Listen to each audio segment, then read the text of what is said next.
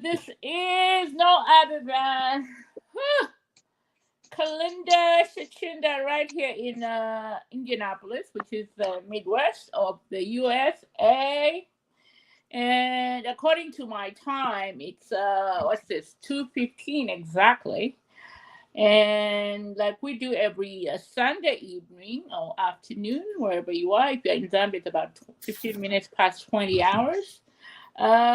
We bring you this podcast where we talk about so many, breaking news. We put in our footnotes here with my panelists and everybody here.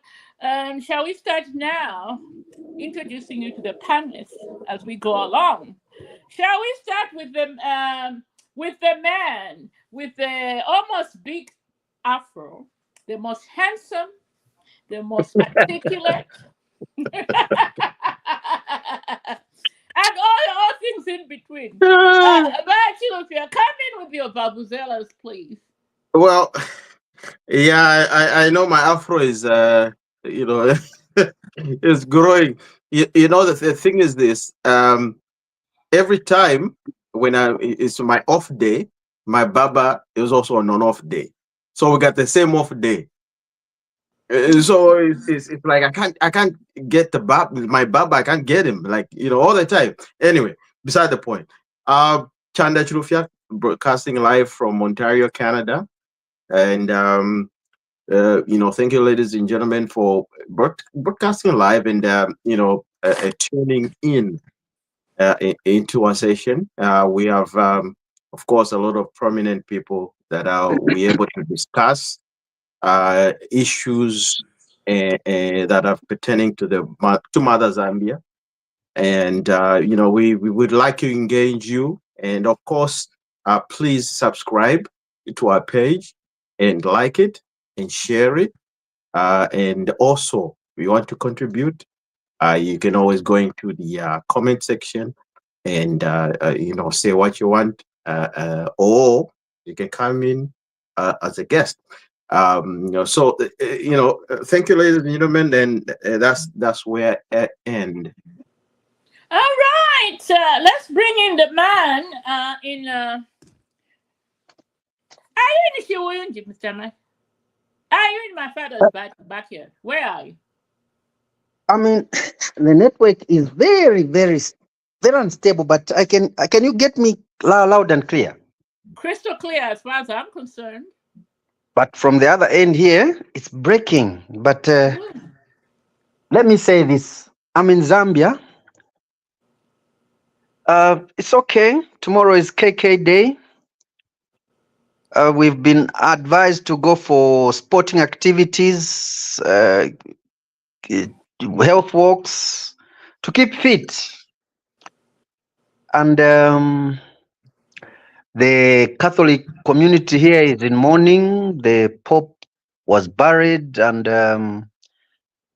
they expect a new Pope soon to be chosen from the conclave. Of course, it will take time. His word that struck me, I was struck by words that were mentioned at his funeral, where we are encouraged to build the bridges, not walls.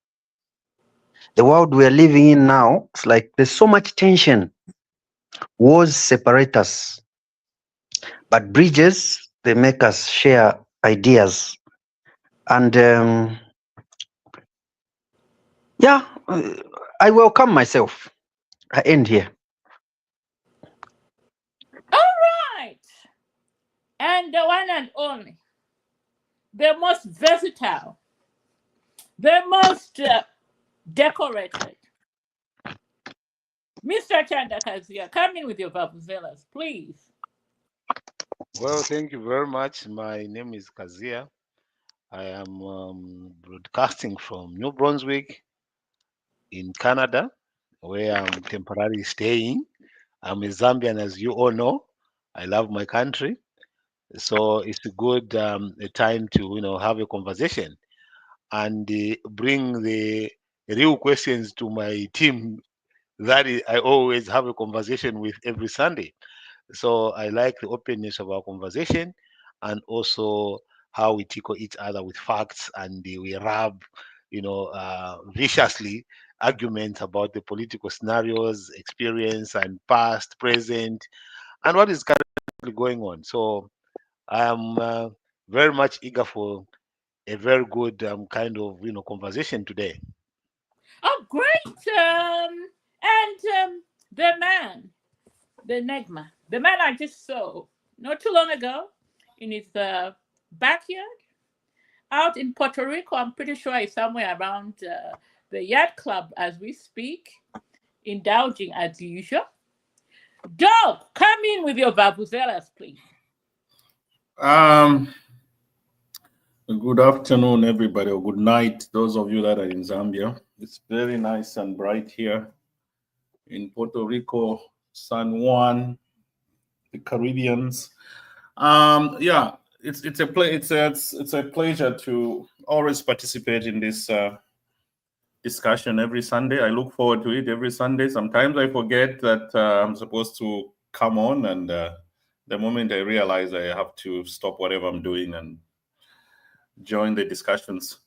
So yes, it's I look forward to participating and hearing from you people out there in Zambia or wherever you are in the world. Thank you. Oh, great! And we have a new entrant today. I have never seen this name before. Yeah, we welcome everybody. So don't be shy. Just click on our link over there. Like the gentleman I'm just about to bring in, Mr. Modify Mainza. Welcome to the show, sir. And tell us where you're joining us from today.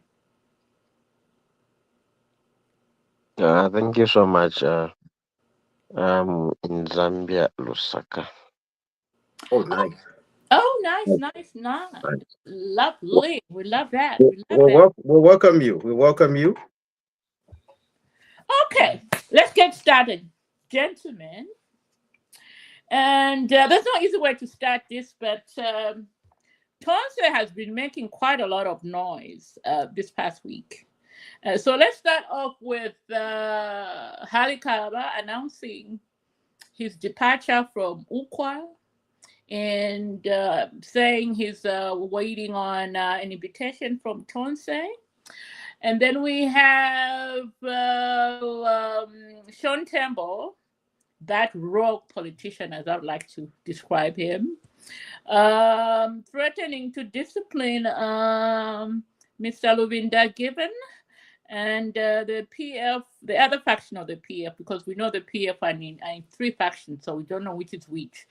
But the other third of the PF, headed by the man himself, the sixth Republican president, Edgar Lungu, and he threatened to discipline them, accusing them of holding dark corner meetings, and then we also saw Freddie Membe getting into tons. I mean, actually, the catalyst to all this was a telephone conversation that went viral between the international relations chairperson in what is this Socialist Party, who were discussing the way forward to destabilize the the Tonse, so they could push in Mr. Membe as the front runner in that organization to take on HH in 2026. I can't even breathe. That's a mouthful anyway. So with all that, Tembo came in accusing the Luvinda and Dakachinda. He was even threatening to dismiss them from the party. And then we saw the president, Mr. Lungu himself, coming in with a statement stating he had appointed Mr. Given Luvinda to act as the national chairman for Tonse, which apparently did not sit well with the chairman of the alliance as we speak, Mr. Shontembo. And he also went, oh my God, that's too much. So with everything going on in Tonse, gentlemen, I mean, we have less than, I would say, a year before the next 2026 elections. Are these people ready to challenge HH, with what's going on. Because at this point, really, we need to get a front runner. All these shenanigans that they're doing, it's just not helping the country. At this point, we need to have somebody telling us what it is that they're going to do different from what the UPND are doing in terms of policy and promises for Zambians to vote in under a year. Shall we start with the man who knows everything on this podcast? Wakazi, I'm pretty sure you've been looking at what's going on in Tonse. Your thoughts? For me, my thoughts are very, very clear. You see, when you see such kind of things happening, it shows to some level of inter-party democracy where people can oppose and people can differ publicly, so that at least when they agree, you know that they are agreeing to a common cause. If you have a party that does not disagree on leadership, all the leaders are towing in one line, whereby if one person speaks, nobody else speaks. If one person makes a mistake, nobody speaks. It has to be that one person. It's not good for democracy, even within the party and even within the country. So for me, when I saw that kind of conversation happening, I'm saying, wow, let's see how this gets resolved.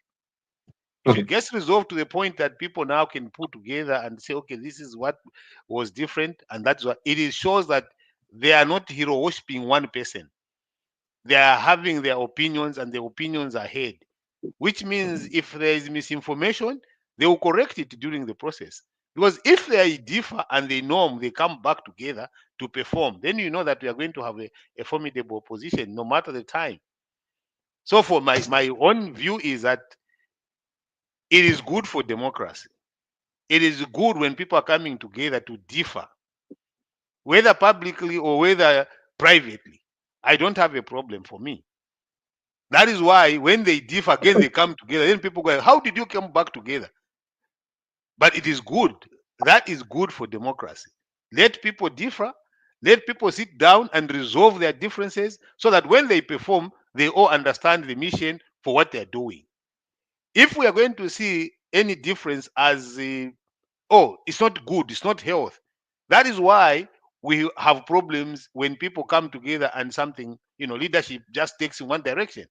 So for me, it's a good chance for people to come out now, rather than when they start to differ when they are in power, and then we have confusion everywhere. So if people can norm this time, if people can come together, if people can say this is why we differed. Hey, you said this. I don't like what you said. Oh, I'm sorry about what I said. Or maybe I was taken out of context. This is what I think.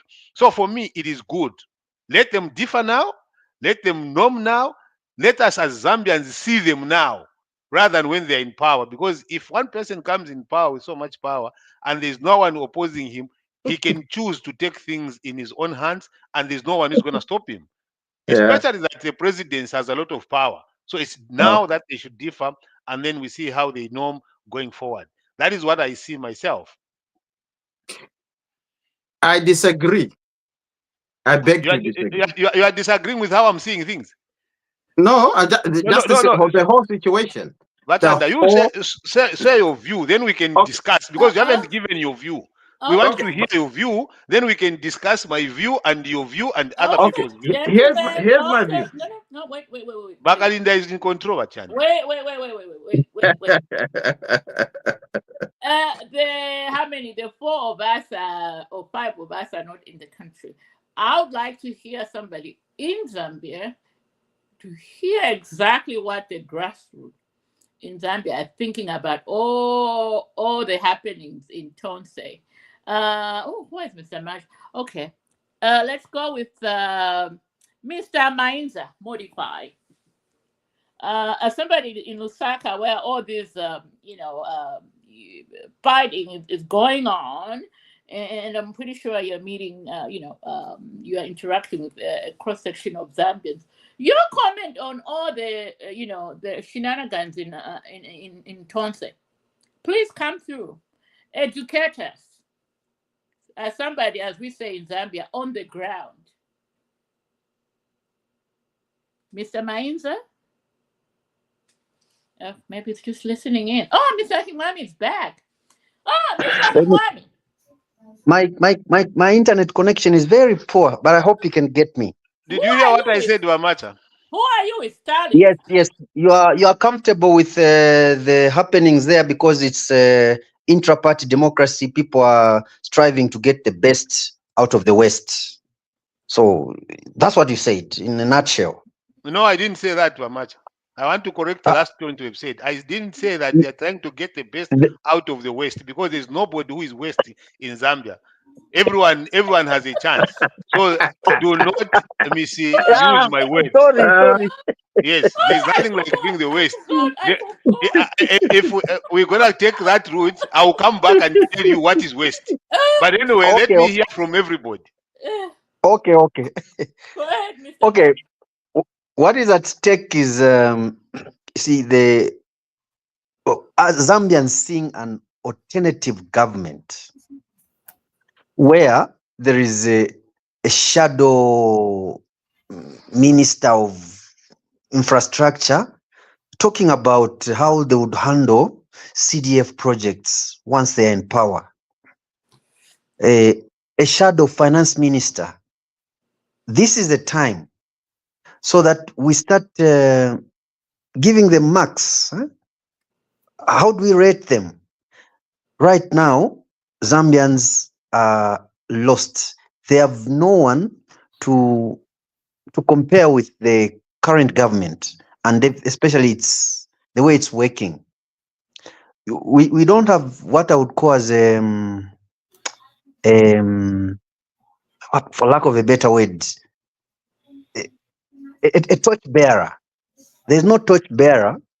There are no torch bearers from the opposition. Tonse came up.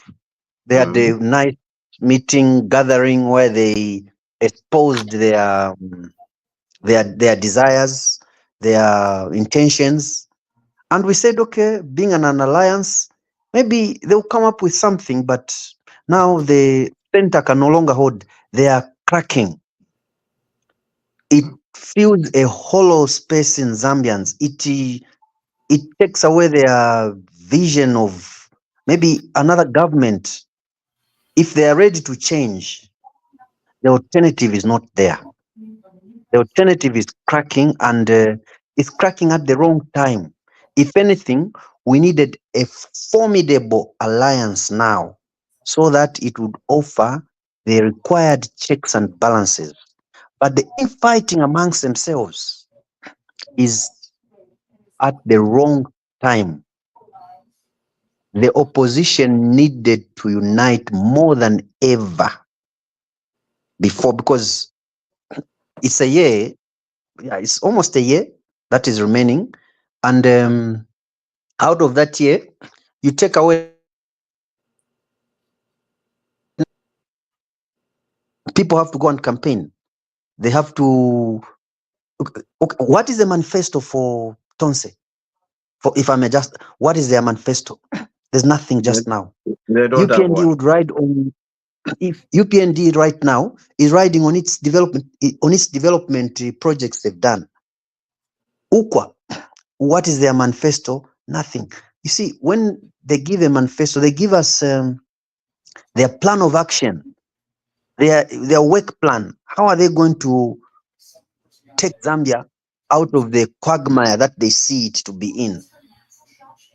Now, in the absence of that, I feel bad that the opposition is cracking. And for Zambians that are ready to vote, especially the youths, don't blame them if they vote for the current government, because they've not been shown the other side of the coin. There's only one coin that has both sides, which are the same.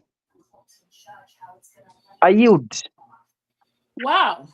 Thank you for that. Bachilofia, I know you came with your gun blazing. Come in.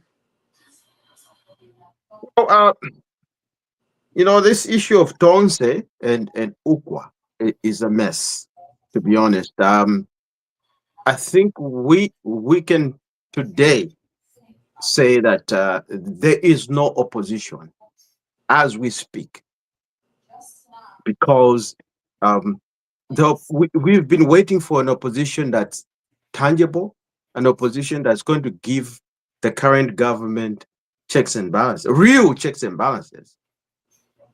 But looking at the opposition, I mean, we don't know whether there's it's Uka, we don't know whether it's Tonse, nobody knows. It's a confusion, and they're confusing the Zambian people, because the Zambian people want to listen to an alternative government in waiting, but they cannot listen because everybody in these two groups are disorganized.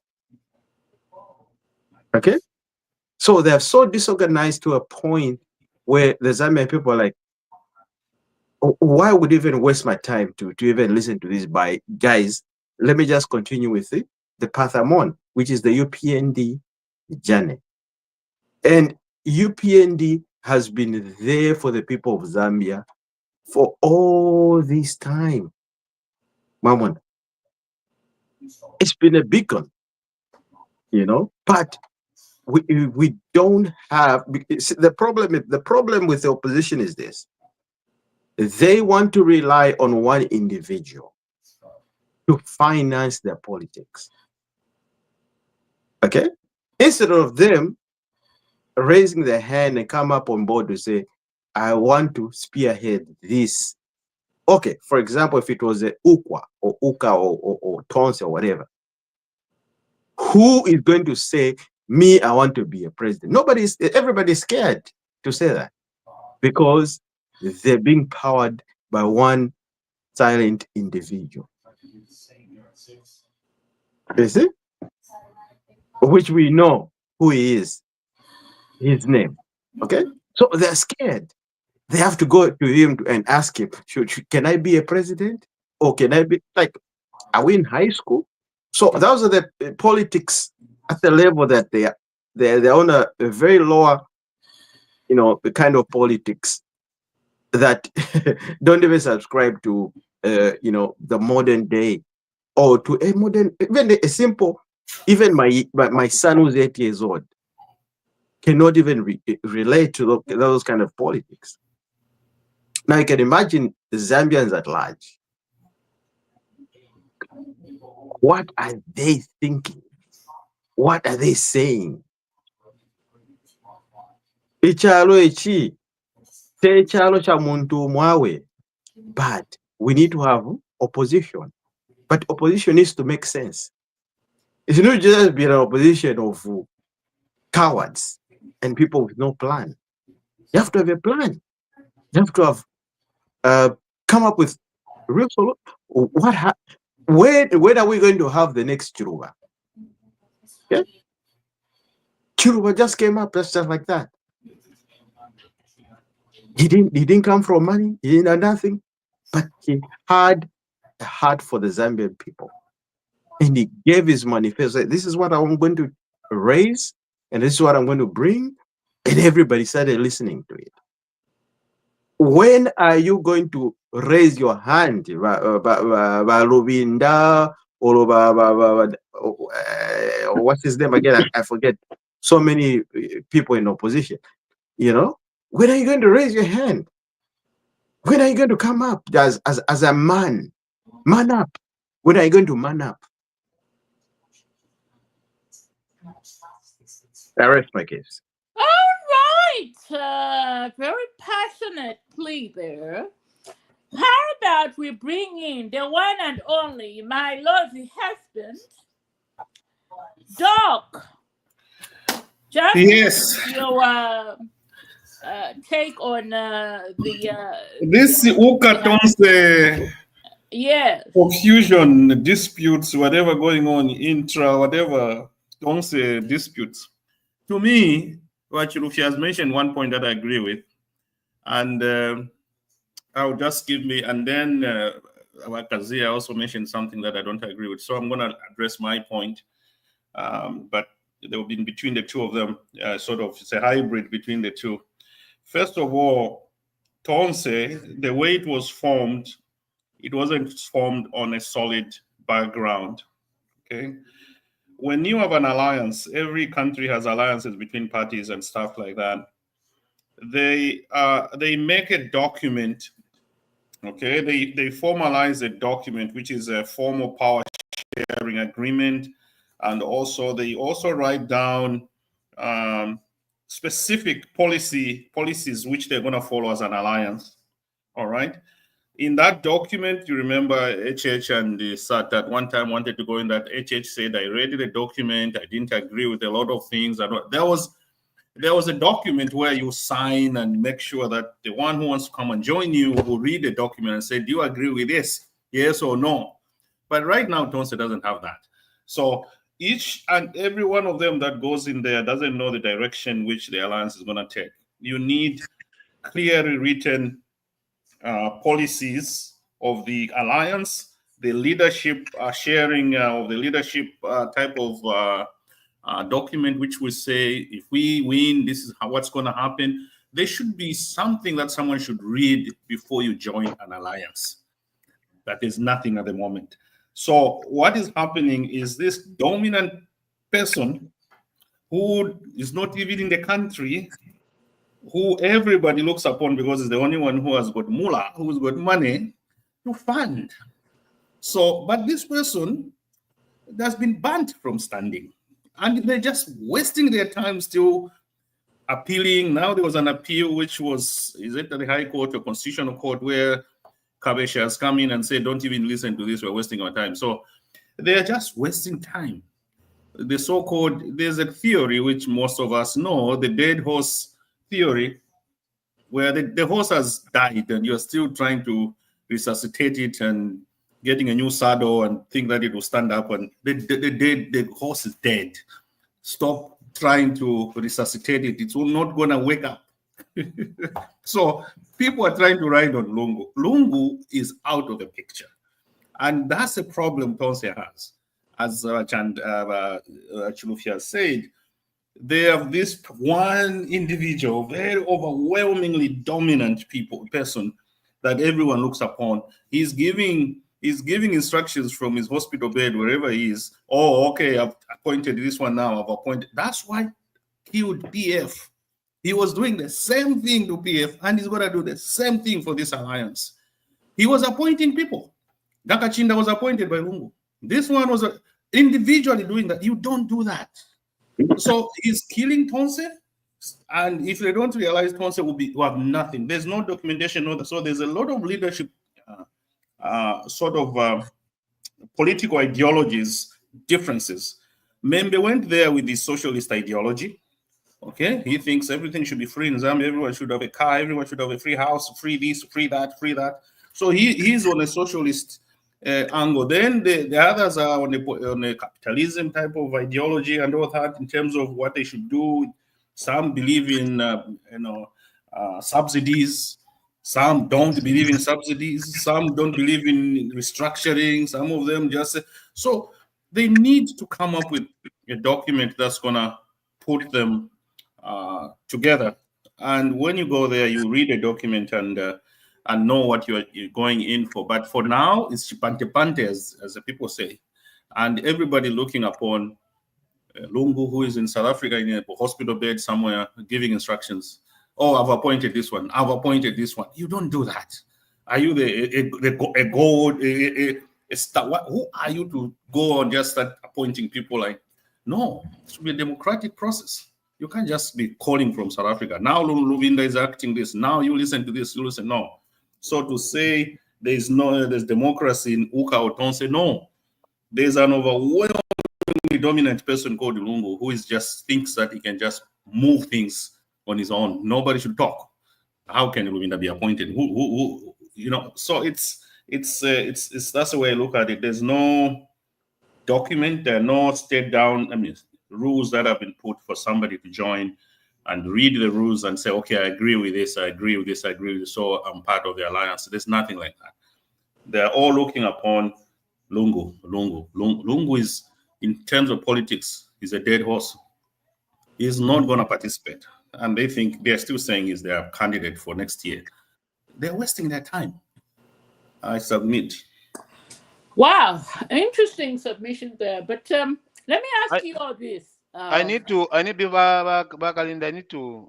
make a submission pertaining to what has been said by my colleagues here. Yes, we This are coming. submission, this We are coming to you, Bakazi. Actually, all right. after I speak, I was just about to announce your name.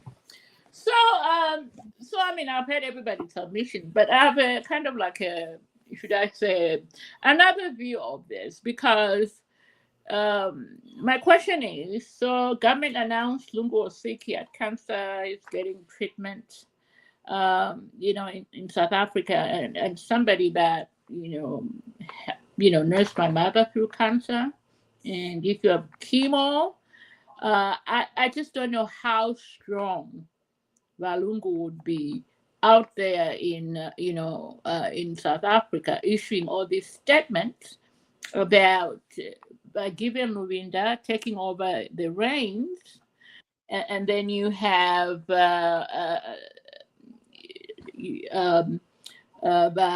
Sean Tembo also on another war path, and then how do these two meet in the middle to run Tonse?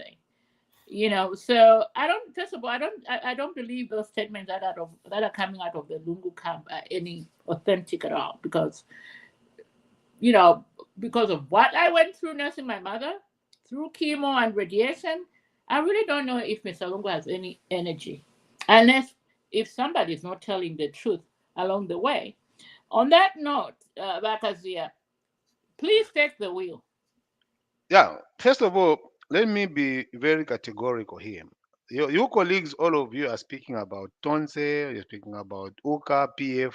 I need to speak about UPND. And I want you to listen and listen really good. Number one, UPND itself, when it is going into an alliance with Milupi and Felix Mutati, nobody saw a document signed by anybody. UPND is predominantly one person, the current president. You owe hero worship. The same way you're talking about President Lungu being a dominant force in PF, so is President HH a dominant force where? In UPND. There's nothing strange about that. President HH can say one thing that is not correct on record. What do you all do? You rush and manipulate what he has said and defend it, rationalize it, make sense of it, even if it doesn't.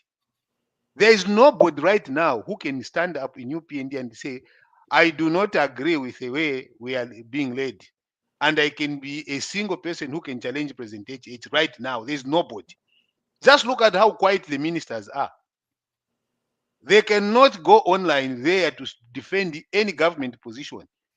We hear government position defended by cadres. And these cadres are also not telling us. Go to your media team there and see what they are presenting as your successes and what you've achieved. Every day in, day out is about Tonse, is about UKA. It's your media team. They are talking about another political party, which they are saying is a dead horse. Why are you talking about it? And then if you are going to say that, oh, there's no alternative, are you selling your field? Because when you focus on saying there should be an alternative, then there's a silent and undertaking of acceptance of failure. Because then that's why you are accepting it. Why are you focusing so much? Oh, Lungu should be alternative. And by the way, who is going to listen from I have told you this again. There is no way a goat will trust a lion to be a shepherd. This is what you are trying to do. You are trying to be the ones to advise Tonse and UKA. Meanwhile, you belong to a different camp. And UKA and Tonse have told you, stick to your lane.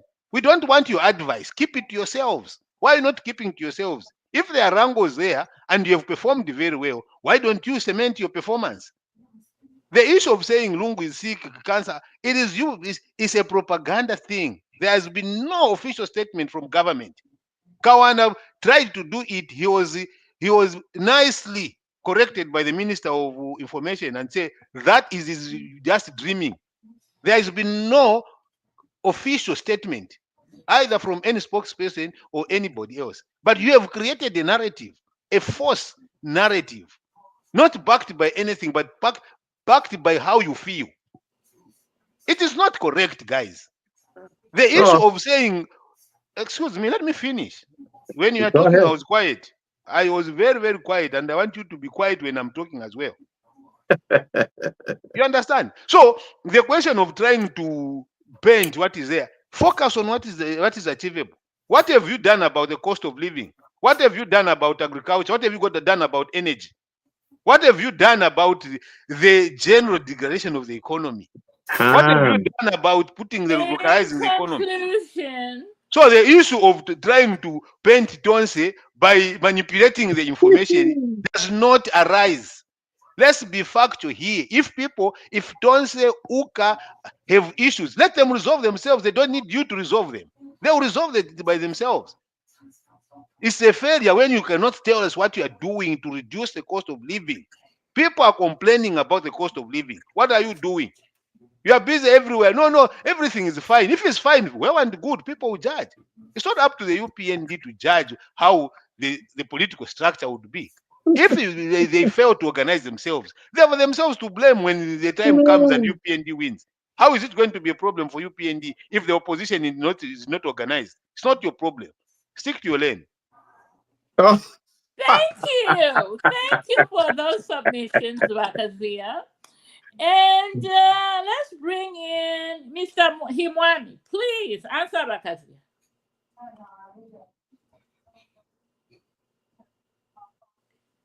He's eating wali, and what did you say he was eating?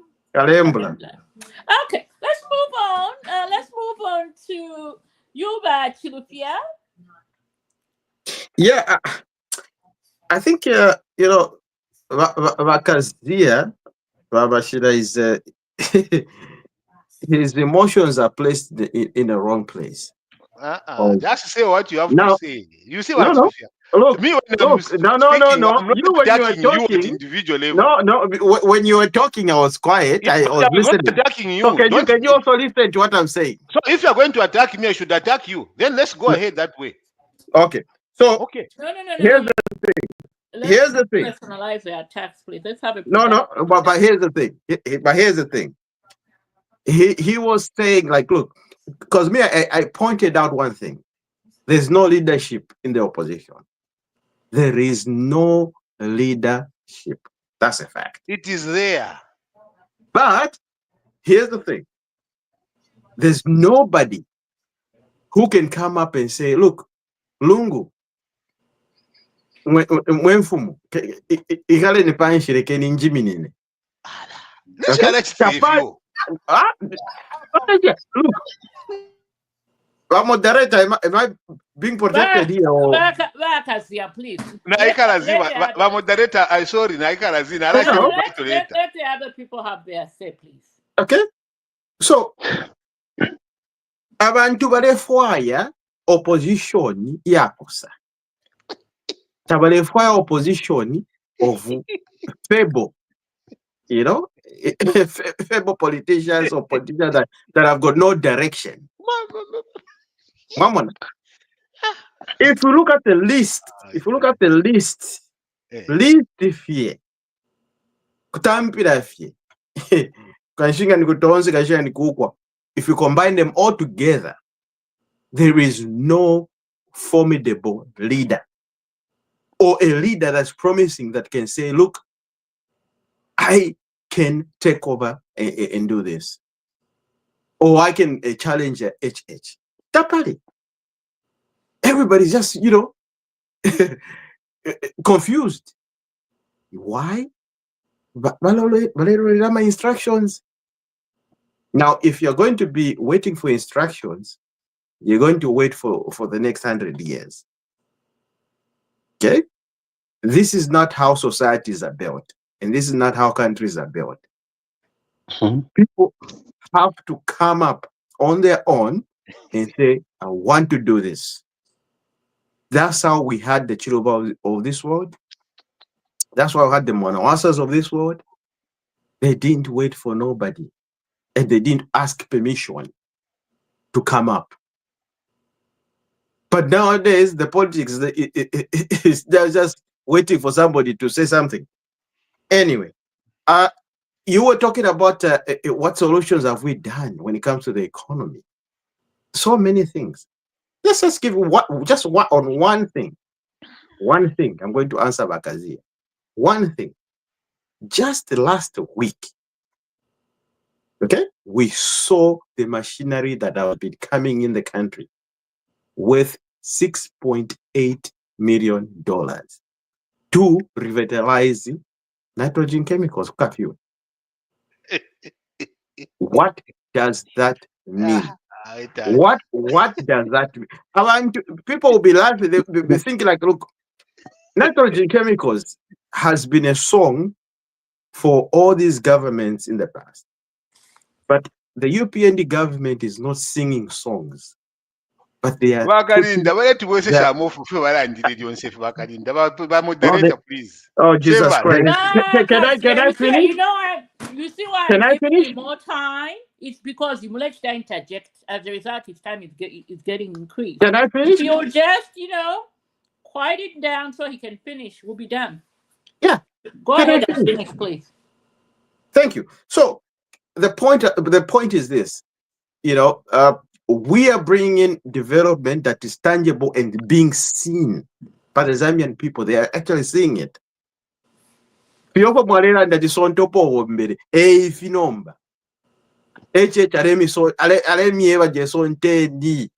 the development is. Because if the cost of milling meal is going to drop down, how is it going to drop down? Without having cheaper fertilizer.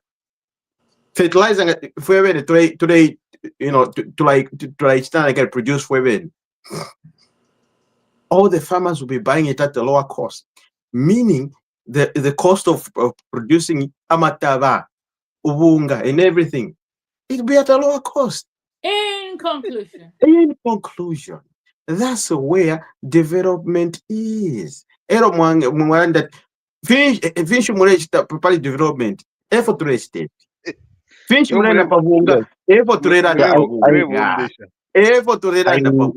there's no way $6.8 million of equipment can come in the country without seeing a tangible result at the bottom end. I submit. Sana. In conclusion, Mr. Macha would like to come in. Before Mr. Chandakazia comes in, please. Mr. Macha, you disappeared. So go ahead. My network is so unreliable here, so I can be there and there. I don't know, but I have something to say here. Please go ahead. See, the saddest part about UKWA is that it's an organization of individuals. Just to correct you there, Mr. Macha, UKWA is gone. Whatever. Don't say and UKWA.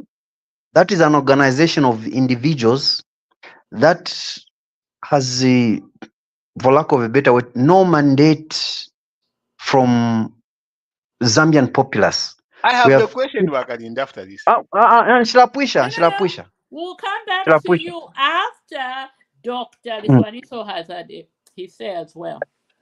So what I'm saying is the Tonse Alliance is made up of individuals that have no following. And now they claim they can take over the running of the country. They are just individuals that have perhaps participated in elections and come out with 0, 0, 0. And those want to be the people we should rely on.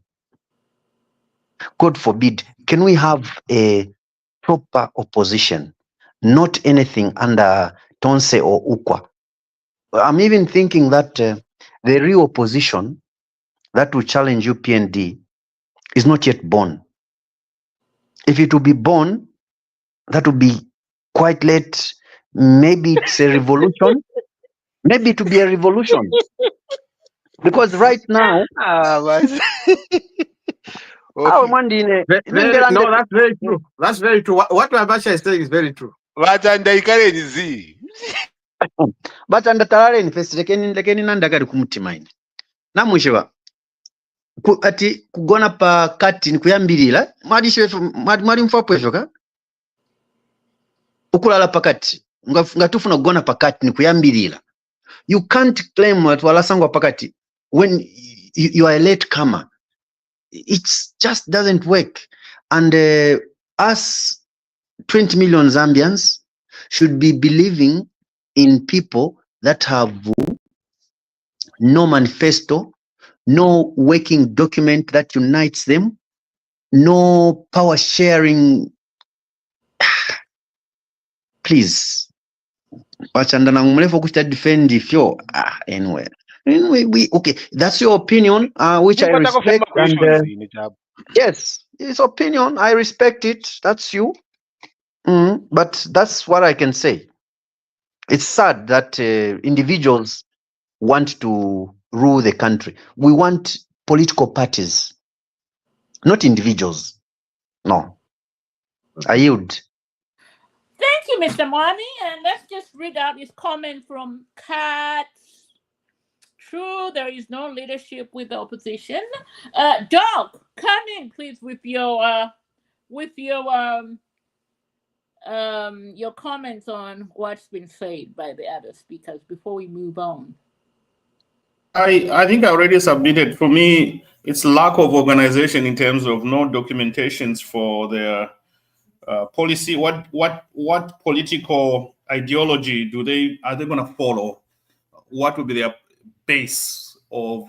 Every political party has the main ideology that they follow. For example, our party follows it in minimizing as much as possible subsidies, but making sure that we live within our means. So these people called Tonse got a clear ideology in which, based on which they're going to rule our country? No. Do they have a document, a formal document that states their power sharing agreements or something like that? What will happen if ever they come in power? When you have an alliance, you always have those documents ready for anybody that wants to join you. But it's lacking. There's nothing. And then you start depending on this person that was banned, and you are pronouncing that he's going to be our candidate 2026. You have a few months to go. Hello, this guy is not going to stand. Are you really out of your mind? What are they doing? What are they doing?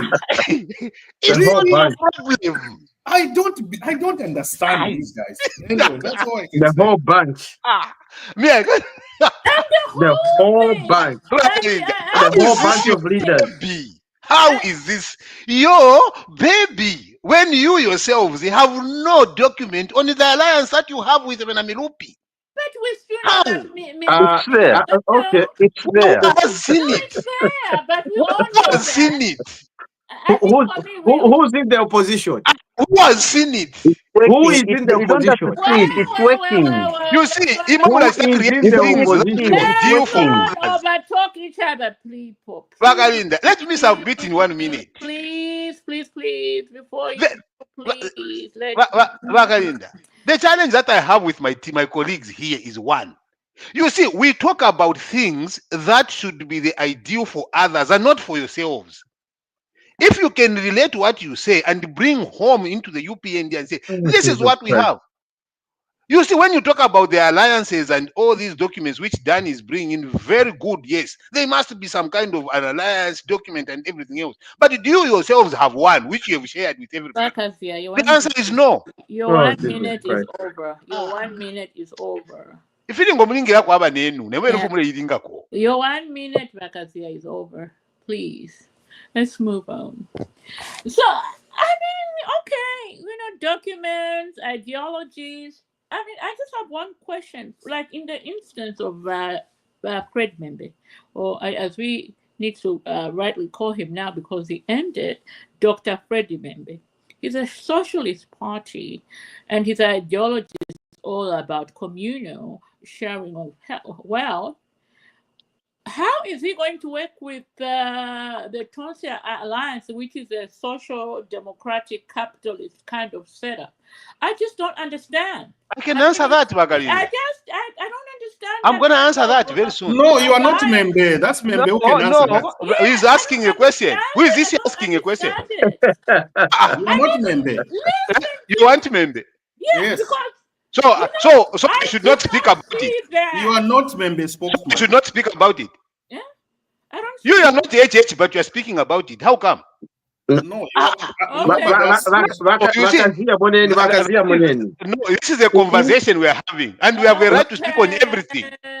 No, You cannot vakazia dictate what moneni. I should speak about. Yava socialist. But you cannot dictate in this conversation what I should speak No, about. we're not Oh dictating. You my guys, can you God. stop me from Oh saying my it? God. Okay, He was, go ahead. Speak. Ah, Speak your he mind. was Speak your mind. yes. he Here was we Speak your speak mind. our minds on this forum. We don't gang each Speak other your here. mind. Speak your mind. it was Linda, just a Speak question. your mind. I need to be protected here. I have to speak my mind. Let him speak his mind. Yes. Danny, stop gagging me. I am just responding to kind Zambians who is wondering is that am But I the question going was directed at Membe. Yeah, Yes. Membe is not here. I am I here. Who don't understands what Tonse is applies for? You I don't. don't understand that mixing. I want to explain it. Before you do, I know there's been some talk about UPND alliances, but when I look at the lineup of the UPND alliance, there's nobody in that alliance that believes in socialism. Even Kawara is from the opposition. You know that, eh? It's not UPND. Of It's course, an alliance. he Yes. doesn't believe in Yeah, but socialism. So those are two different ideologies. I can see the UPND alliance working. I don't see the Tonse alliance working exactly. and they're in there because they have different ideologies. Exactly. Can I ask a That's question? where I come from. Can So I ask a now, question? no, it's not a question. Now you come and you said you wanted to ask. Yes, because firstly, I don't know how many of you here have read the Socialist Manifesto, the We one have. Dr. Fred Membe has, or it is a philosophical orientation of socialism that you are using, because there are two different things. He might be. Excuse Socialism is me. socialism. We I have. think it's Socialism is Let's important. socialism. not, mislead the Socialism is people. socialism. There's nothing. Linda, I There's no thought two that ways you said about that you it. should be the one to speak. Now Chanda is Chirufia is there jumping in. Chirufia, give him 1 minute. When it is me, they get. Okay, give him 1 minute to speak so that we move on. I'll You just see, ask him. President Fred Membe it's a belief that yes, socialism is what it is. But then he's not in oblivion to what the political systems in Zambia are. So when he starts to talk about the alliance, it is one of the things that they can do. How do we mix our ideas and our manifestos into one? And then you have one leader who should be in front. But when they are making this thing, it's not going to be easy. It can break totally, whereby they disintegrate and everyone goes their own way. And it's democracy. They can choose not to agree and disintegrate. Or they can even have an organization for convenience, just like UPND has an organization for convenience when they are going into 2021 elections. We saw KBF was there. We saw Mutati is there. We saw Milupi is there. They are the convenience for them. And these are the things that I'm saying. In Zambia, if you want to take the theoretical constructs and say, oh, this is what is going to define the unity about people, it's not about that, my view. Because UPND has created a gap. And that is why you find that now you are struggling to defend. And the way you are defending is that you are going after people that are trying to organize in a way away from yourselves, wanting to understand how they are going to organize, who is going to be the leader, what is going to be the manifesto. But you are not speaking to yourselves to say, how are you going to address the cost of living, which people are saying? How are you going to work going into 2026? You have not given us your manifesto for 2026 and beyond. Why are you Yeah, focusing on the manifestos for others for 2026? yeah, Bring but a manifesto first. Your 1 minute is done. Let's move on. Okay, I'm not going to ask any more questions because it just brings in a lot of side shows over here. Shall we go on to the next topic? And that topic is that of what was that next topic? It was on KK International Airport witnessed another arrest by the Drug Enforcement Commission, where this Indian national was arrested with $2.3 million and suspected gold with almost 800,000 kwacha en route to Dubai. I mean, in the last 2 years, gentlemen, I mean, it seems to me that there's a lot of activities in terms of these illegal, swindlers, minerals, suspected minerals, and millions of dollars being confiscated by the state machinery. I mean, is KK International Airport has no security? What's going on over there? If you have these international smugglers with huge sums of money being arrested there, what's going on at KK International? Are our security wings weak? Who wants to go first with that question?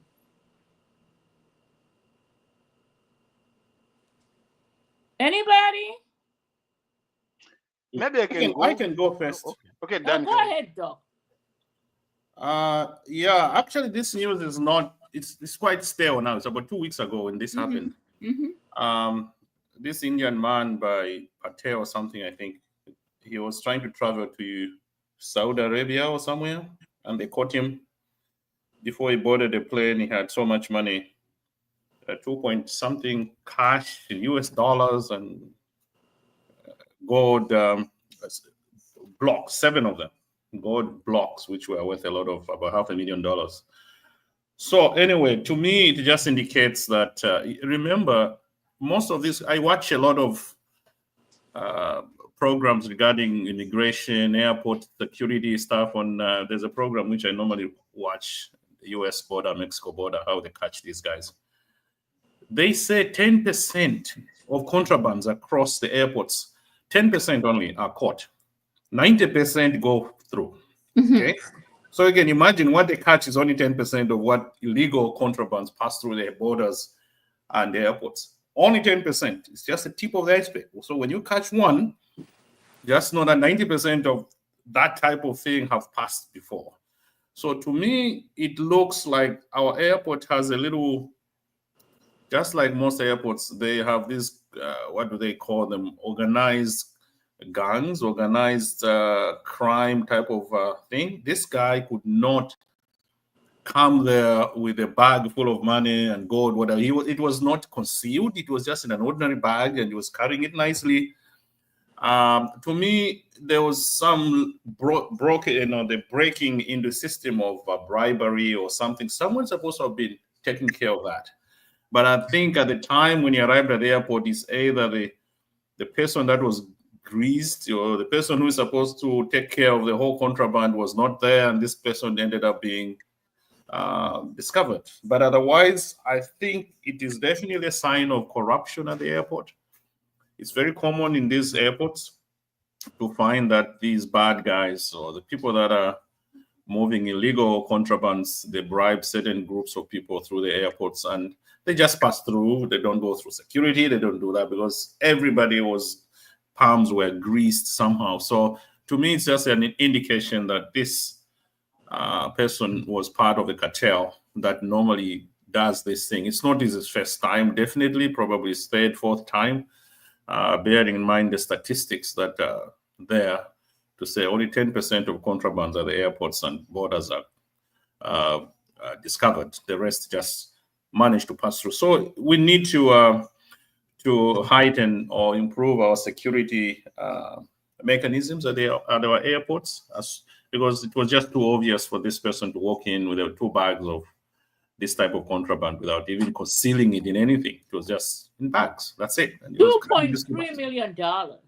Yeah, and he was carrying the bags just like ordinary person, and he was going through. And how on earth did he expect to pass through those metal detecting thing and the X-rays and all that type of X-ray machines and all? It's just it's definitely that person should be interrogated better. He's gonna review more than the eye can see. That's what I think myself. All right. Well, I guess the Zambian government gets the $2.3 million, right? And the gold he forfeits, right? I'm thinking. Back as there. I tend to agree with you what Daniel said. You know, Dr. Daniel said it's just that we need to just strengthen our security systems. Otherwise, like he's saying, you know, there must be someone within the airport doing that. It's kind of a cartel, which I think government must really look out for, because a lot of leakages like that might have happened.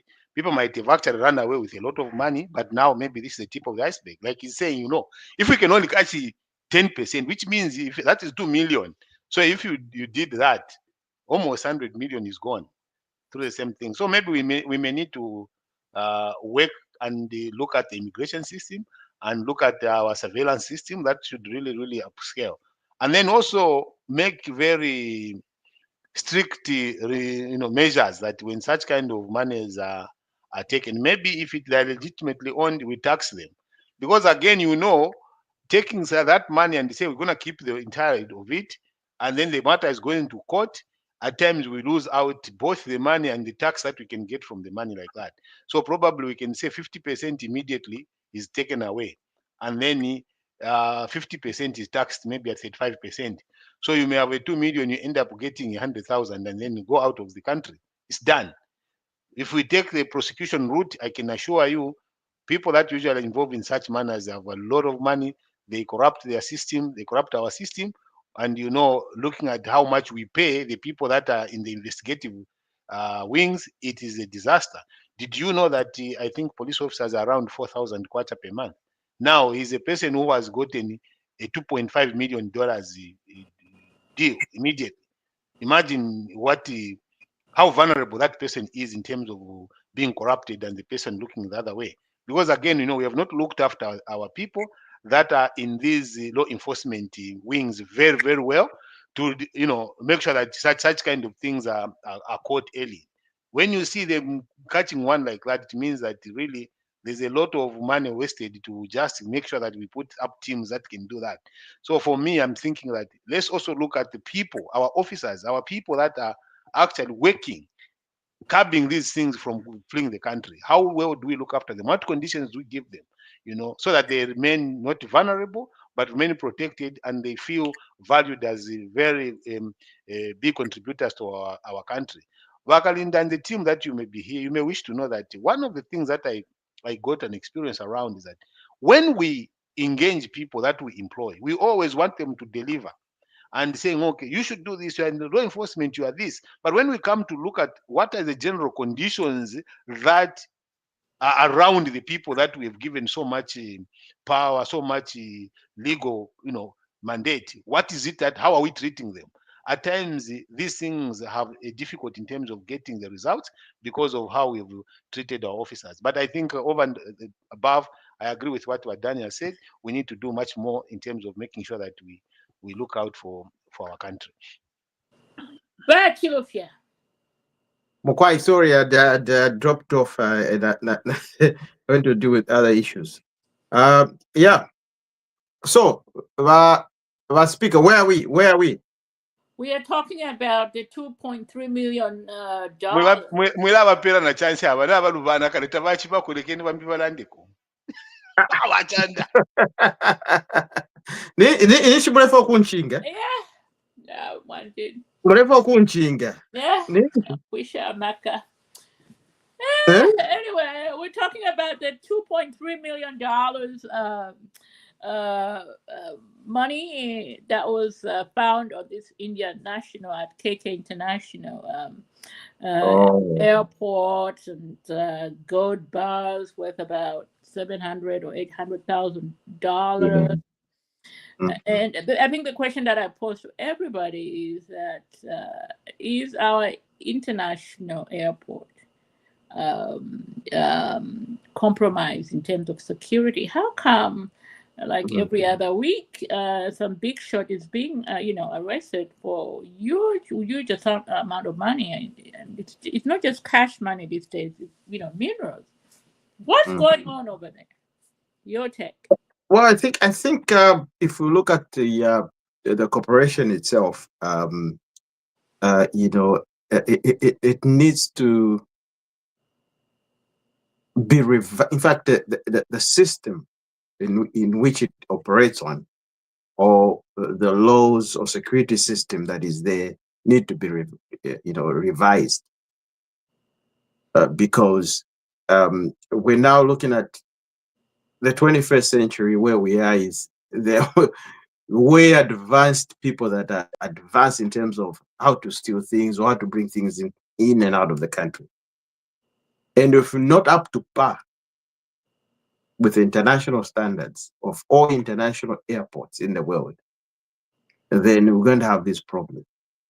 Because they'll say, oh, if you go to Zambia, it's easy. You can go there. This is going to happen. You know, you can easily get this. You can easily get in this. You know what I mean? So we need to bring Zambian airport corporation at a higher standard, at the level where it's recognized internationally, where these issues should not be a problem. These issues will be, you know, arrested before they even get in or get out of Zambia. One. So yeah, my God, and all these other things. It's just the tip of an iceberg. You can imagine this is just something that is being reported. What about the other incidents that have not been reported or have never been reported? Which means there's so many. Okay, so we need to arrest these issues by bringing in a pure force.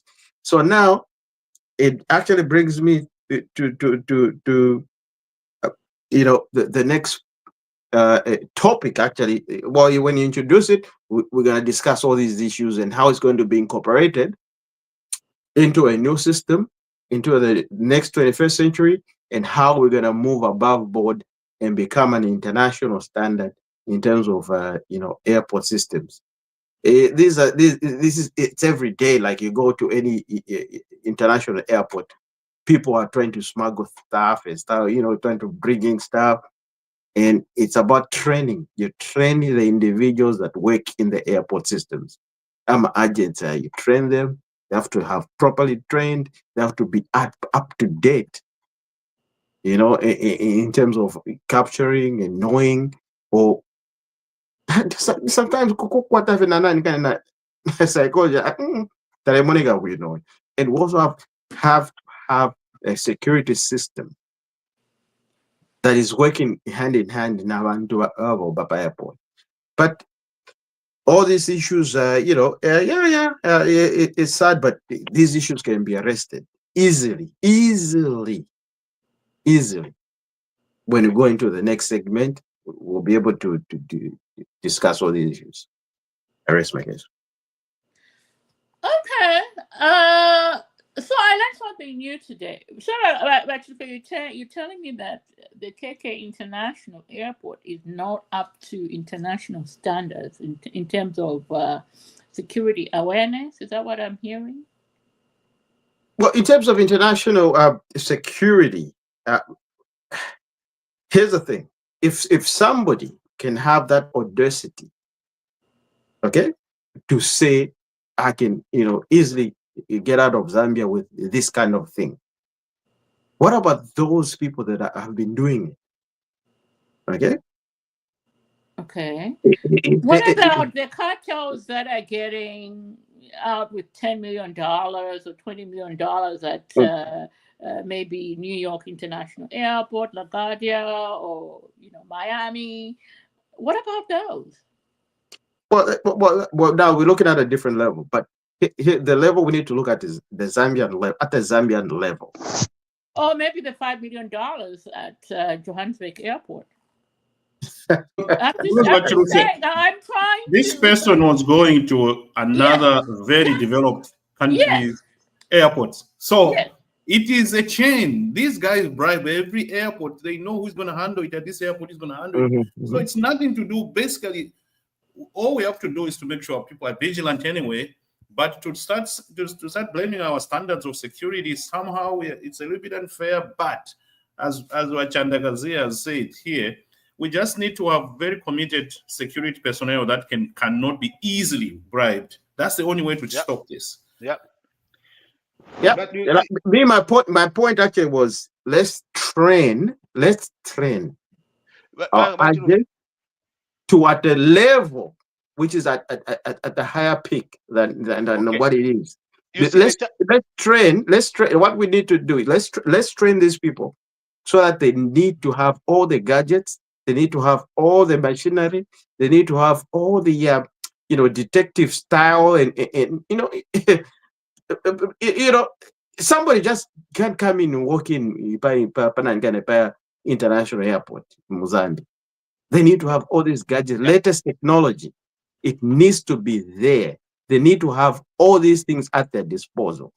Okay. And if these things, if they have them at their disposal, and if it's not being utilized, then it's on to us. Then we need to say, okay, where are we going wrong, right? But first of all, we need to bring in real technology, train people in the 21st century with all the latest technology. But Rufia, I have one submission there. You see, we can do all the training, we bring all the equipment and actually raise the level of corruption and all international things if we do not look at the welfare of the person behind all that technology. Because here is an example. This is a person trained, equipped, but you're paying him $200 per month. That's what you're paying him as a salary. And that is where you expect him to actually look after his entire family and even do his life like that. It's nearly a minimum wage kind of arrangement. So if you are going to train him and bring all that, you just enhance his sophistication to corruption. So what we are saying is that let's look at the welfare of this person behind that training. If we do not look at their welfare, all the training, all the equipment will be just going down the drain. The first important thing is that if you look after your employees, they will look after your clients. Yeah. If the moment you do the opposite, it doesn't matter how much training you're going to do, because their life matters. When they are getting home out of that house and going for work, he's going to look at his children. Is food available for them? Are they going to go to school? What about this? So this is one of the things that I think we could turn this around and start to say, okay, how do we create systems, the conditions that are favorable? Not that we will meet the developed world, we're not going to meet them, but the favorable conditions that make them perform and not be easily compromised. So this is one of the things that I think we're trying to speak to Nabadani. No, that's I agree. And also, let's just not bury our heads in the sand. Let's also remember, it's not just Zambia. I think these things are happening in all major airports across the world. Like what Danny said, these people have big, deep pockets that they can afford to bribe. They are way through Jakarta if they have to get their contraband. I mean, if this guy was going to Dubai, and Dubai, you get caught there, they chop your hand. Yeah. But he was willing to risk. He was going there, so which means they had already arrangements in Dubai. He couldn't just leave with all that contraband without knowing where he was going. And so I think it's in the same vein, as much as we say, our men and women in uniform, they are not trained. I think let's give them a shine for bringing such making such arrests in very difficult circumstances, and I think they need a badge of honor if they can arrest one big shot once a week. I say kudos to us as we do all these other things. In other airports, by the way, I have a friend working for Air Canada. If you actually intercept such a thing, you get something. They reward you with something. There's a monetary reward for intercepting a contraband at the airports. So that should also be an incentive for our people. If they intercept a contraband, tell them, for every contraband you intercept, we give you $5,000 for it. You see, it will motivate them somehow. There should be something to look out for. Yeah. That is so true, Dan, because imagine that guy who got 2.5 million, and then he's getting 5% of that 2 million. Yeah. Imagine it will, everyone's eyes open up to where Yeah. is the next scandal, who is doing what. Yes. Because Yes. I know that once I land myself on this 10 million, I have a $1 million immediately given to me. Incentives are That there in would, this. but Yep. that will be huge. I only hope our government can do that. But that will be huge. It can stop a lot of things. Do Yeah. you know that even under witness protection, there is witness fund which is done by National Prosecution Authority. When a person is a witness, they pay you as a witness. They transport you. They should pay for a hotel for you to stay in the hotel while this trial is going on and you're going to be a state witness. That is there. But we have not pushed this so much to the people so that it becomes one incentive for people to stop crime. If I Yeah. see crime, I'm going to report it, because I know that even if it happened in Livingstone and I'm in Kasama, I will be the government to move me from Kasama to Livingstone. It is going to accommodate me and it's going to pay me as a witness to make sure that they secure a conviction. But then you find that some of these things are not there. So such kind of thing that were done would be huge. It would turn a lot of things around the airport. Everyone becomes a mean kind of, a CCTV. You know, Makazia, look, Can I I? agree with you, and I think I can echo. If My you network, remember, my Bashkuru network Basata, has stabilized. what he said. He said we need to start funding the police service or the security system, because the police are the most underpaid of all civil servants. Now, how are we going to arrest all these crimes if we are underpaid? Okay, so it boils down to the same thing that we're talking about. So these are the things that Vasata was saying. We need to revamp it and quite country, like all these developed countries where we are. Speeding ticket it's going to laugh at you like because they're highly paid. Okay, same thing in Zambia. We need to bring it at that level. The police wants all these security wings, they need to be paid at a certain level. Or omuntu approach at just a bribe. Just a bribing. Don't you know that's a case on its own? Bribing a police officer or a security agent. So this is where we are at the moment. You see, can I? We're not the security agencies, starting from the airport anywhere, we're not properly paid or properly remunerated. So it is what it is, buddy. Let's bring in the man who's been quiet. Hopefully his network can hear My us now. my Mr. network, Ivan? it's not being quiet. My network is misbehaving. I have this point to make. All this talk we are having now about what is happening at the loosey security arrangement at the airport is because we don't have like, can I put it like, a strong shadow transport minister who would approach the current minister of transport, give him ideas like Mr. Chanda is putting it. I imagine Mr. Chanda is a shadow transport minister, puts those ideas in the transport minister. Surely things can change, because that much money to be out of the Zambian economy, we don't know how was that money made. We Did don't they know. pay tax? I Of can course imagine. not. I can imagine how much we were about to lose out. The opposition is not serious. If the opposition is going to talk about this, they'll pick it from the negative side, or they'll just say, "See, we have a weak government. We have people that are not working." What solutions can they put up to stop such scams? If I heard someone from the opposition saying I they don't would, think they would do. you're being fair Much. to the opposition. It's Lekeni not nani, opposition's job right now. no. If there was a strong shadow opposition, alternative government, No. Don't lekeni nande muishinshanshiranya lekeni mpwishe Oh my goodness. they would give me hope. They'll give me hope. Like I said, I think if these guys can work like this, if they come into government, right now they are in opposition and they have such ideas. What more if they come to government? I think these are the right people to vote for. I can vote for them because I wouldn't love to see my country bleeding. Right now, it's not good. So opposition not doing their work. You are blaming sleeping. Can I ask you a question? So you are blaming the opposition for this? Yes, they don't have a shadow minister who can a shadow minister who can give ideas that work to a current transport minister. So the current transport minister has no problem. The only person who has a problem is the shadow minister.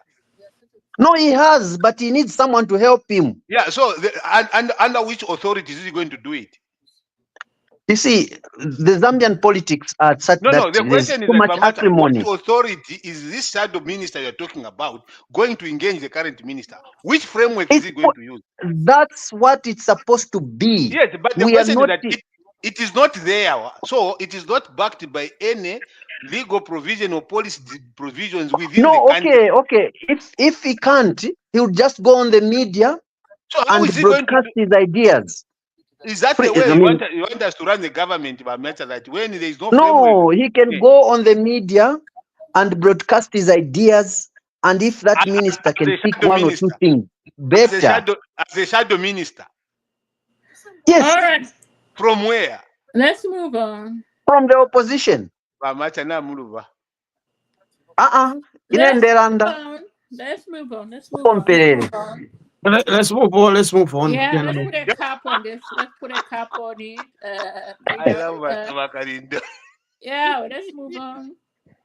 All right. So I'm gonna marry these two because this one there are two things here that happened. Well, there's one where an entire executive of the PF in Lumezi just announced their resignation from the party and joining UPND, starting with the council chairperson himself.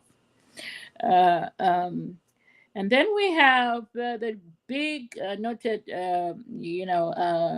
resignation was that of Paul Monga, who used to be in UPND, went to PF. He was a darling of UCL, and then he went to Socialist Party, and now he's back. And for me, really, the issue that I have is at this big red carpet event that we're putting up to talk up these people. I mean, first of all, I don't understand what value Paul Monga is bringing to the UPND. I don't understand. Angels are coming back. Can I be the first to comment about that one? Before my network misbehaves. Yes, you go ahead. Before my network misbehaves. Go ahead. You see, Make me understand. Mutinta. Yes. Mutinta. Just after farmers there, after farmers, then you get in the gravel road. There's Paul Monga's house there. Yes. He's your uncle. Yes. Now, if we really were to be fair to each other, to be completely fair, Paul Monga spoke very ill of the current government. Exactly. He frustrated. If you took a knife and he was in PF, if you took a knife and sliced his wrist, only green blood was going to come out. And then today we should be whatever he has eaten now that has changed his blood to red. I don't know. Yeah, and we're even he is struggling. He's struggling. Red carpet. There are a lot of people who've given red carpet. Red carpet? No. Red carpet. If he Vachanda Kazia, Paul Monga is your PF. Please tell him to go back to PF. You have his number, please. Paul Monga. Zambia. sendeni Amwalanda ama Frank rifrafu Bwalya. yenu mutwale uko Imwe tatuleya temwalanda kwaya pali Frank Bwalya, tamwalanda pali Amos Chanda, mwise mulanda pali Pomonga lero. What is the No, problem? that's all in the same thing. Mulekeni They're all in the same thing. Pomonga. Why are you fall in being the so same segregative? category. They Eh? all fall in the same category. Imwe you are they are your consultants. They've joined you. Avena mutati bonse bali kwatana ma political party. Na avena masebo bonse bali. They come from PF those. They were PF ministers. mutati aliande pwesi avola atalira sumina pa UPND. How was it? Did he land there? Imwe nimwe mulepokerera abantu. Imwe ngabaisa they insult where they are coming from, and you think they are very good angels now. They are not going to do the same should there be problems within UPND. So keep receiving them. These are people that benefited. This is what for me as a man of my words and principle. If you want to go, just go. You don't have to insult other people that you've worked with. Baya waya join wamba nokulanda. No, don't say, oh, kulafia limwakuti na mwakuti. They think like you guys are very stupid. You don't think when they come with that kind of mentality. They come and tell you tukana yesterday aisa kuli imwe lero imwe apokerera mwamba nokupepa mkwaye Pomonga na join na isa na abantu we shall deal with. Sure, really? Imwe ba UPND imwe mukalilecha mukolele imwe laying down the red carpet for Pomonga. yamunyokola njala Pomonga. Nibambili be nyokola njala. The problem is that you see, if you are used to betraying other people, this is what you do. You want to paint the people that pedestal you so further.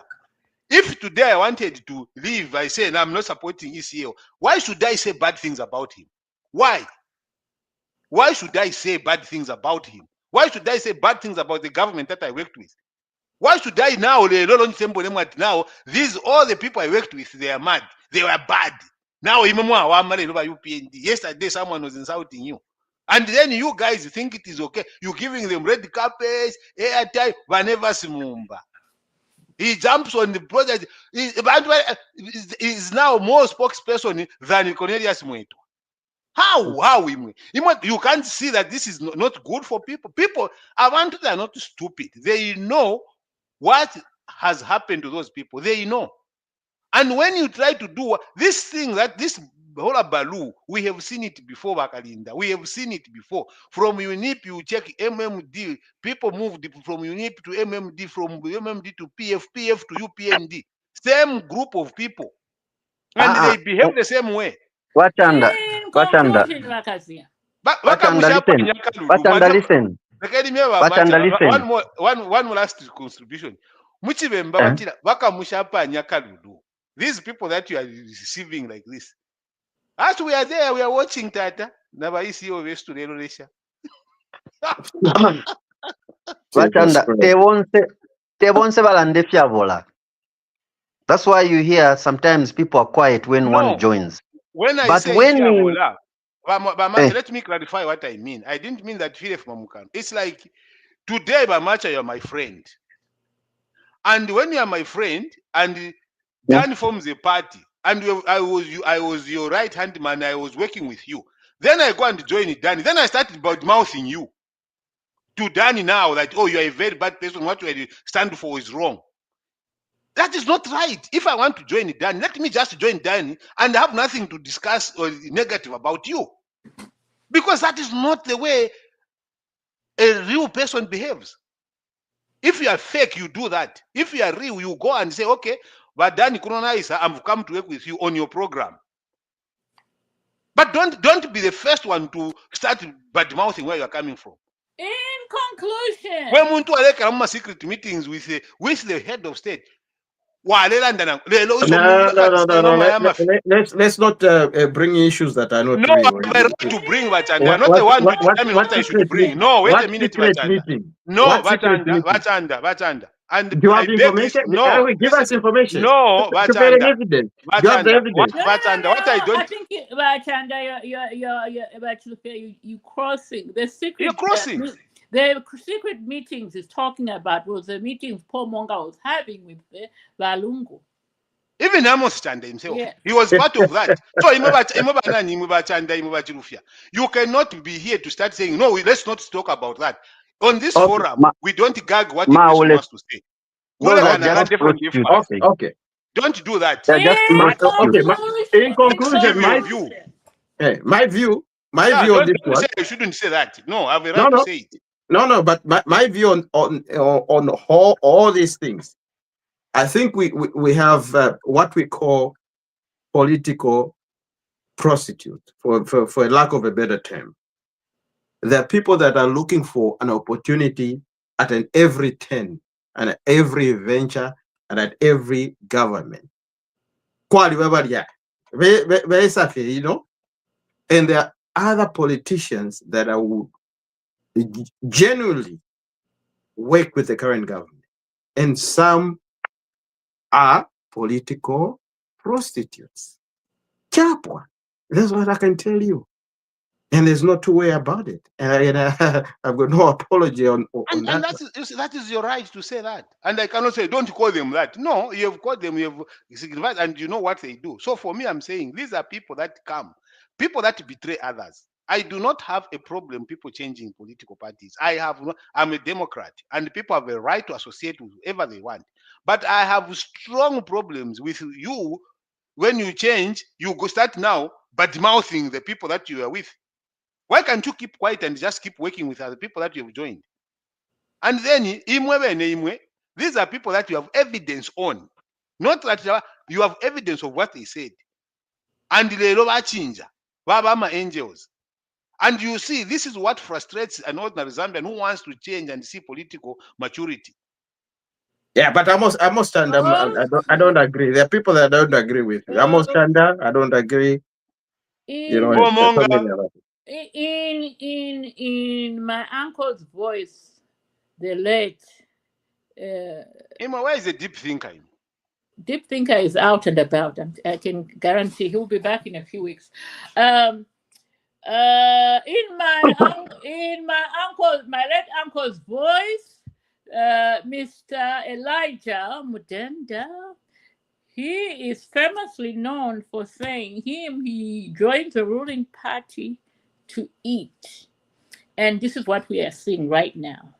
Paul Monga coming to UPND, he thinks he's coming to eat. The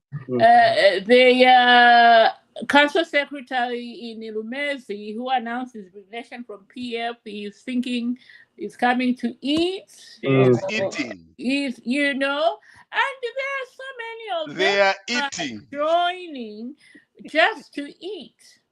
And in the meantime, you have long-suffering UPND cadres that gave their all to the party that have been left to the wayside. To me, that's a travesty. And that's going to be a huge blow in the coming years to come. This storybook has been written before. We have seen it from UNIP to MMD to PL and now to UPND. It's a pity that the people, the powers that be, the people with the pens up in front, they don't see this. And it's a travesty. Let me bring in the dog, my handsome, nosy husband. Come in, please.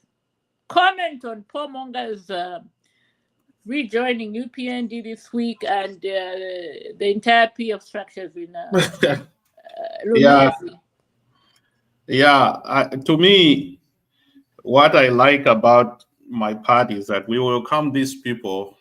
And Chanda knows, we have discussed this, me and him. But we know, don't worry, we know how to deal with them. We normally put them on the fence and they stay there. And they get frustrated and then they start again criticizing the government. A very good example is our brother Winter Gavimba. Have you seen what he has started talking again now? Because he came in, he thought we'll jump onto the occasion and give him something quickly. Now is on social media every day hammering the ruling party. So we know how to deal with these people. Don't have to worry. We are smart enough So Bapo Monga can come in here. Even this guy, when he came from Australia, what's his name? The pastor, whatever. The under PF, he was in Australia as a diplomat. When he joined, What's his name? Kabwe? What's his name? no, what's it? Chanda knows him. The pastor, whatever.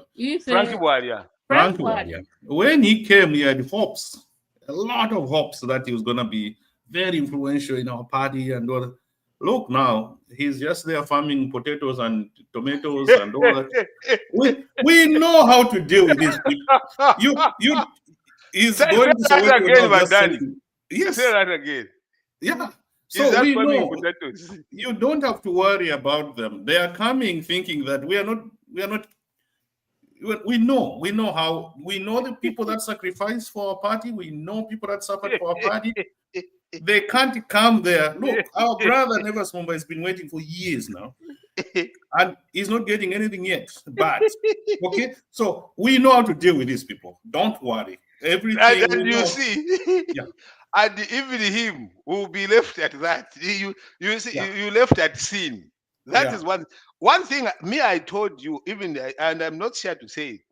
If there's one person who has known how to deal with the people that betray others, is President HH. That one he knows. If there's something that he has learned, you cannot beat him at that. You will try. You will be used and dumped, and he remains the same way he is. And for me, that is a good lesson. Yeah.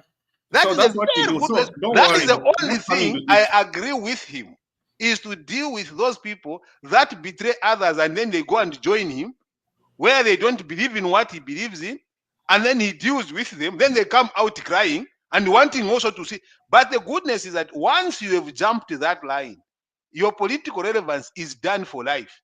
That is the goodness, the lessons that President HH teaches people. But they don't get it. They don't get it. And there will always be people behaving like that. They don't get anywhere in our party. All Yeah. right. Let's bring in a new entrant. You all have spoken a lot. And this is our friend Masiliso Mlemwa. Welcome back. How is your network in the neck of your woods? How is it going? Okay, slightly better now. So that I've been, doing other studies. So today at least I'm not on the study schedule, so it's okay. Oh, I've missed the team. good. Is it still raining in Soweto where you are? I think that's where you are. Well, but the rains, I think, the past week. I think we're almost winding up now. Oh, okay. And how is load shedding? Is it as bad as in Shikatende or Shibuyunji? Still there. Today, actually, we didn't have power from morning until about 18 hours there. Oh, you poor people, you think. Anyway, welcome, and we're so excited and happy that you are able to join us. We understand it's really an honor to get you guys in Zambia to get you on this podcast because of the circumstances. So anyway, I want you to just go quickly through your I already sent you the topics. Just comment, say your piece before we lose you with the network challenges that we have. Go ahead. Right now we are talking Paul Monga's rejoining UPND, but you can pick any topic.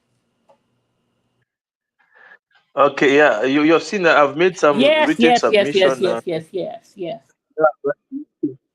The opposition now are getting confused because according to them now, their constitution or their agenda now is to remove HH. I don't know what has become of their political ideologies. I don't know how a socialist now is going to work with a person who has got a free market, economy or a capitalist. I don't know the drama. And now the issue would even when it will come now to really choosing the presidential candidate, I see that confusion. But yeah, let's see how the drama unfolds. Mm-hmm. Oh, great, great. All right, shall we move on to the new proposed city? Yeah, apparently Lusaka City is moving next to the KK International Airport, where There's a new modern bus system that's supposed to be set up, new roads, new housing, pipe water, electricity, and solar. Is this about time that we have a new city away from the old Lusaka city? I mean, I saw the plans. They look like, oh my goodness, I've just landed in Johannesburg. Central City, somewhere around there. The plan looks good. The question is, I don't know who's gonna fund that, because I don't think the government is doing it. Gentlemen, this move or this push to relocate our CBD or Lusaka to close to the international airport. Your views on that? And remember, we're getting modern roads, a bus system, modern housing, piped water, solar, propelled electricity, and the like. I mean, it all looks beautiful on paper. Who wants to go in first with that? Well, I can Make a comment. go in first. Go ahead. Go ahead.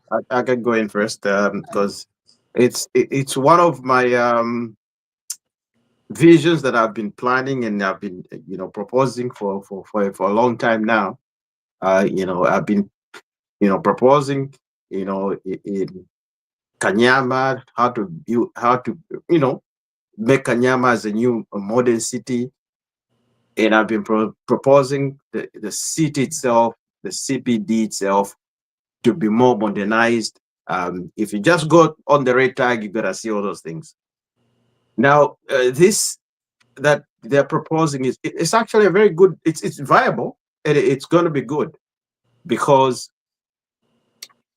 we all know that Lusaka is just Lusaka Mulabuidefi, Mukairo Road, Nam Freedom Way, Lusaka Igaini.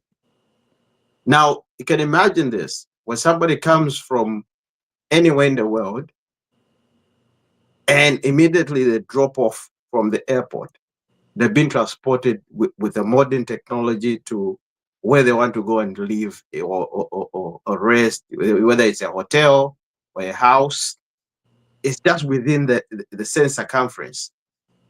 I mean, you don't even need to go to what the traditional Cairo Road, Lusaka that we know. So people now will be able just to be like, look, why do you want to go to Cairo Road when everything is here? Okay, so if everything will be within the same circumference, buildings, hotels, everything, banking, everything, like Naira Cairo Road, I don't even need to go there. Imagine from Mexico, mwafuma Canada kwesa nafika fe pom within a few minutes, boom. I got a little small house. So it's a well, it's welcome actually. It's something that's good that's going to happen, and we need to support it, and we need to start thinking forward, because that's how cities are built, and these cities everywhere in the world. I mean, you cannot just rely on congesting Cairo Road. Like, it's so congested. Like, why do we want to just think of Cairo Road or Freedom Way as Osaka when there are so many other places that we can call Osaka? Okay. And, at one point, we were thinking of Kafue and Lusaka to be one town. It has dragged for so many years. I don't know why, but the city planners, I don't know what they're thinking.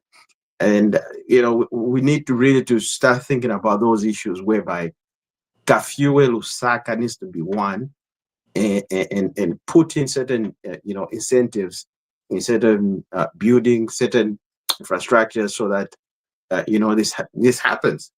Because if we're just going to be talking, it's not going to happen. But if things are going to be put in place, like, what's this? Is it the airport corporation? They are the ones that they are going to sponsor it. I think it's going to be a PPP a project, so meaning that they're not going to be fully funding it. It's obviously they're bringing in partners, So it's a good move, and the area itself it's huge and fertile for all these kind of investment. So all these other big billionaires, companies, they will think to themselves like, I would rather invest there because I don't want to go into Lusaka CBD. I just want to come in and out. You know, I'm here, I'm out, I'm in, I'm out, I'm in, I'm out. That's it. Thank you. Great. Well, the only thing I didn't see over there, because for some of us, that's very important. I didn't see any Chicagos. I didn't see any granddaddies. So just putting it out there. I mean, I don't want to live somewhere where I can't go and have a little Ciroc at granddaddy's, eat my juicy beef at Chicago's. Where are those amenities? I mean, as as people from Lusaka, that's all we look at. Yeah, where to go and and enjoy and dance. Anyway, who wants to come in on that?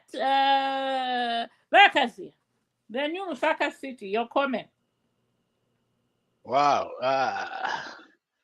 Anyway, I'm yet to see how it is going to be done, but I've seen plans before. I think the MMD had done that. The PF had one which should have gone into Kafue River and things like that. Now there's this one which has come into, they're saying like near airport and Chongwe. I don't know.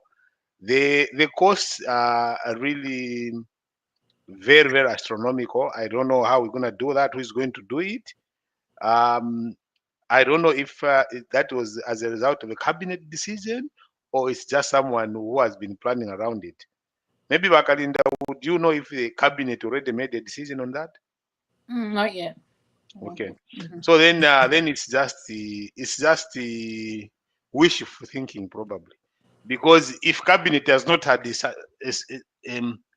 a discussion on that, it becomes a bit of a problem. Maybe it's in the pipeline. I don't know who is it the Minister of Infrastructure promoting, pushing it? I think Because we have, it's a group of private entities. I think some of the donors, funders there come on board. Yes. then it's a private thing probably. It's not a government thing, because usually if you have to move a city like the way it is, it has to take the government decision on that. Maybe the Minister of Infrastructure can push a cabinet kind of memo with people, with ministries and other stakeholders speaking about it, an assessment of the environment, assessment. There's so much that is involved. I don't know what duration of time did they give it, 10 years or 15 years? I don't know. Does it have a time frame attached to it? You know what I saw there was a 15-year. I have data here. Oh, go ahead. Can you Go help us ahead, here? Dr. John. Because I know that Brazil, I did that. Brasilia is a new. I have data here. Oops. Okay, maybe share with us, So, guide us. We're done. Yeah. So this started. So the title here is Zambian JICA partner to develop comprehensive regional development plan for the city of Lusaka. This started in 2023. In January, the Japanese delegation arrived in Lusaka. They started doing the plan. Why we are hearing about it now? Because the whole planning process has finished. It finished May. The deadline was from 2023 to May 2025. They have come back. They have given the proposal, the funding model, and stuff like that. Now, this is not building a new city. We are not building a new Lusaka. The proposal is to expand.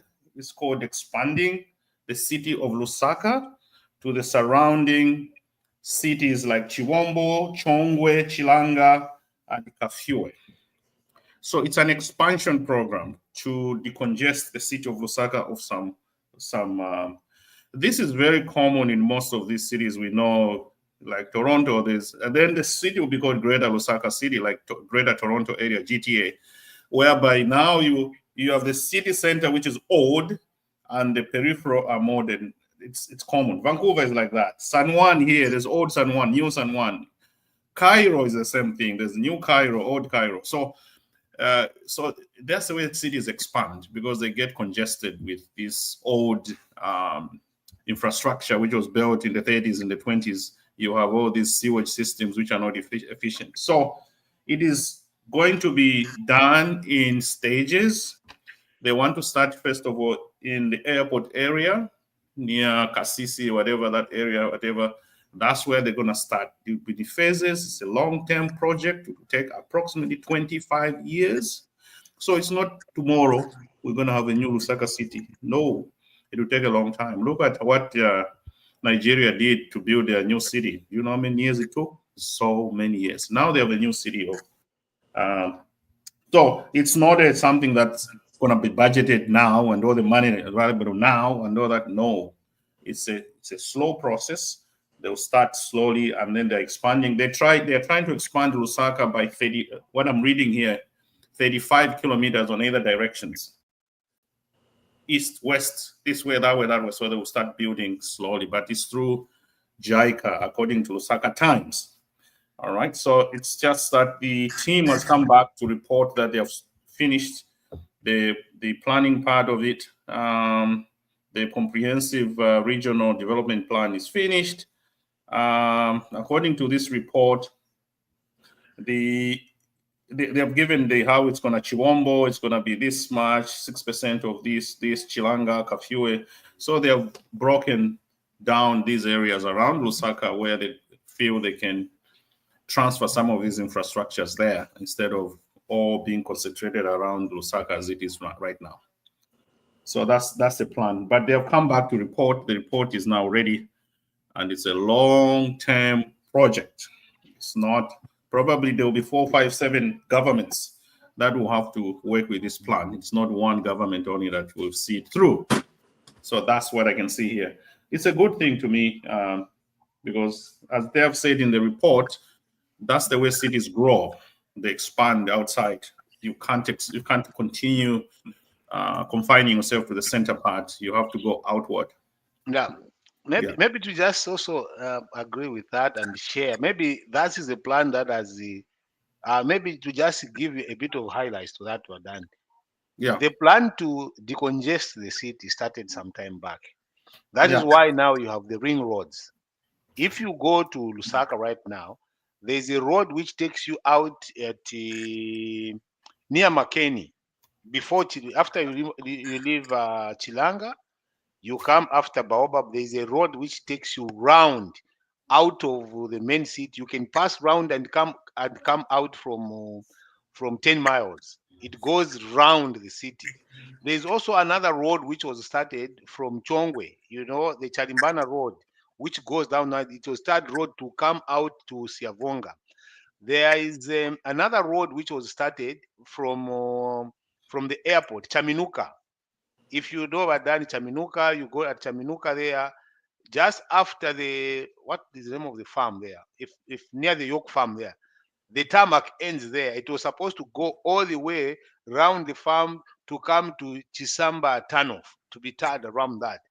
So these are good plans if they can be actualized, and we work on what is already there and build. Like you're saying, 25 years is a good time if that is because, like you're saying, all cities have developed that way. Dodoma is one of them. Tanzania moved the city, actually the capital city, to Dodoma. Nigeria also moved it from Lagos to Abuja. So you see Brazil moved from Rio de Janeiro to Brasilia. If you go to Brasilia, it's just a modern city and things like that. Yeah, the time frame, and if that has been done, that's good. The question is that who is going to do it? Is it going to be government driven or private sector driven? So those are some of the things that we must be able to look out for. And if it's private sector driven, is it going to be foreign driven or Zambia private sector driven system? So those are some of the things that really, really entail that we must be able to look out for. Because usually blinders come from when we say, oh, this is a good project, but who is running it? We find the foreigners are the ones that jump on it and run with it under the PPE system. PPE system, usually, if we are not going to be the majority shareholding in all these companies that are going to do it, then we are literally enriching others. But overall, it's a good strategy. Let's see how that is done, and let's see how it can be supported and make sure that it achieves the intended targets that it is in terms of decongesting Lusaka and making the services as widespread as possible. The Greater Lusaka City. Yeah. I see bottlenecks before they even start. Oh yeah. Okay. Yeah. Yeah. So I'm not even gonna go in there. Shall we move on? What bottlenecks? Tell us. I know. Let's just move on. Vakalinda. You will tell Vakalinda. us. I wanted to mention What? this, Yes. but I can mention in 1 minute only. Go ahead. What happens, like, for example, I'm talking from the Toronto experience, the city Toronto, the way it expanded. And when you look at it, the central Toronto city, which used to be old Toronto, you look at the housing and the problem is that when these cities expand, the government tend to forget about the original central city. Yes. Yes. So what they do, they forget the central part and then they start concentrating on the outside. And then those Chibolia, Mississippi, they will be like real ramshackles, whereby nobody would, because they don't want to invest money in there, the resources, they don't want to do anyone. So it becomes really bad for the center part of the city. If you want to buy a house in Toronto right now, you go in the central part, you find old dilapidated homes that have, everyone will vacate the central part. They want to go outside now. So that's what happens. That's the biggest problem with cities expanding. They tend to neglect the original city in the center and they concentrate on the outside. So, before Vakalinda, you come in and let me just chip in real quick. I've actually done a proposal, but Danny, if you just go on my page, I've done a proposal for Lusaka City itself, the CBD. Everything is written, but I've just done. If you go to the page, the red tag, you gotta see it. That's where it should start from. Okay, and I'm saying, like, look, the CBD is very congested at the moment. There's no proper network in terms of transportation, or how the buildings look like. It's way back in the 60s. It's not that there's nothing to talk about when you go into Lusaka CBD. What we're looking at is try to put it at the level where, if you go and read what I said, modern day standards, where we have electrical cars moving and electrical buses in a proper system with electrical trains. Okay, so those are the issues. Modern city, it becomes too expensive to. If, for example, if I give you $500,000, I tell you, do you want to renovate your house which was built in 1920, or you want to buy a new house? You buy a brand new house which is modern. You're gonna use that $500,000 in a new house. It becomes not economic to start. No. You start at the pipes for sewage are 4 inches big, 4 inches. No, but they're very tiny. So you have to dig them out, all of them. It becomes very uneconomic to do it.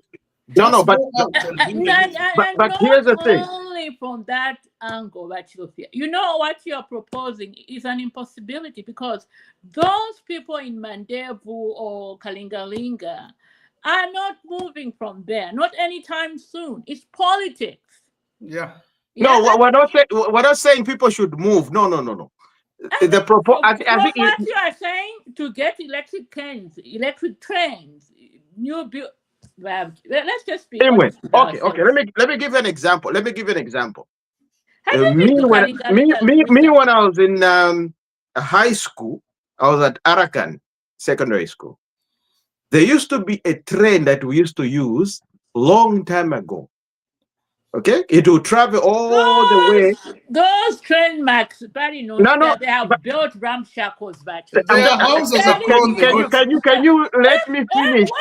Can you let me finish my point? They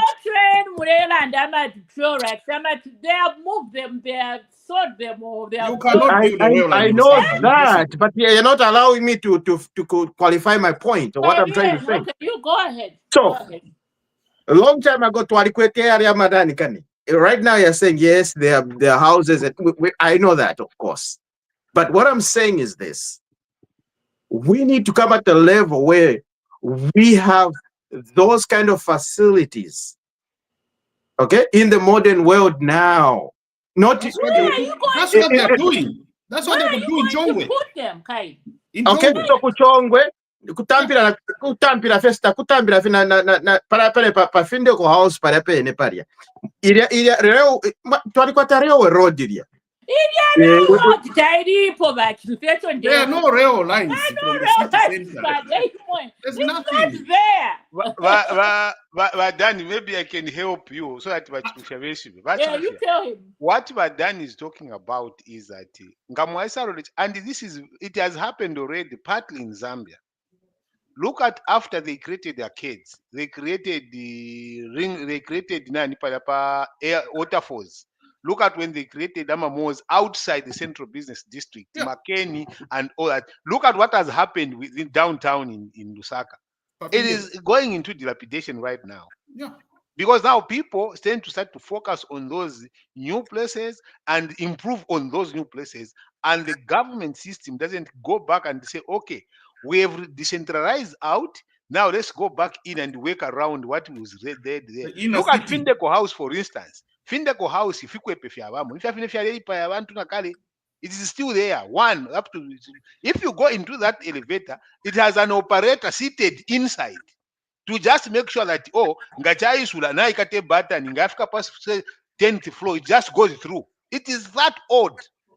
The concrete staircases are still the same. So now imagine you want to revamp the lift, the elevator in there. How much will it cost you? So what Badan is saying that the cost of going back to say let's work on this central business district is so astronomical that and then the legalities of it.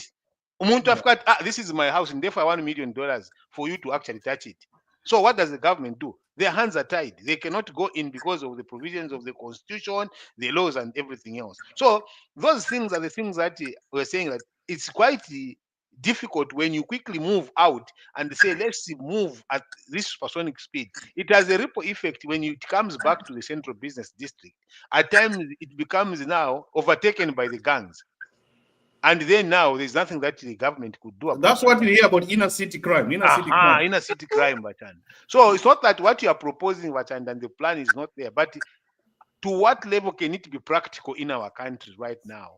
Looking at the resources that we have, do we have the resources that we can, first of all, expand outward and then also deal with the in-city kind of challenges that may arise? Right. Yes, we do. Yes, we do. Yes, we do. Yes, we do. Yes, we do. Go ahead. You know, but here's the thing. I've always wanted to touch on this point. If you look at the most of the shops, I think what the government needs to do is they need to work with the Indian community. Because if you look at most of the shops are owned by Indians. Most of the pharmacies, 100% are owned by the Indians. Now, looking at the structure that is in the CBD, it's been there since, I don't know. So they need to go with those families and tell them, like, look, can we revamp the city together? Can we put our minds together? Can we put our resources together? Okay, so we need to partner with them, you know. The challenge that you may arise when you say, can we get this group of people and let's partner with them and run this project?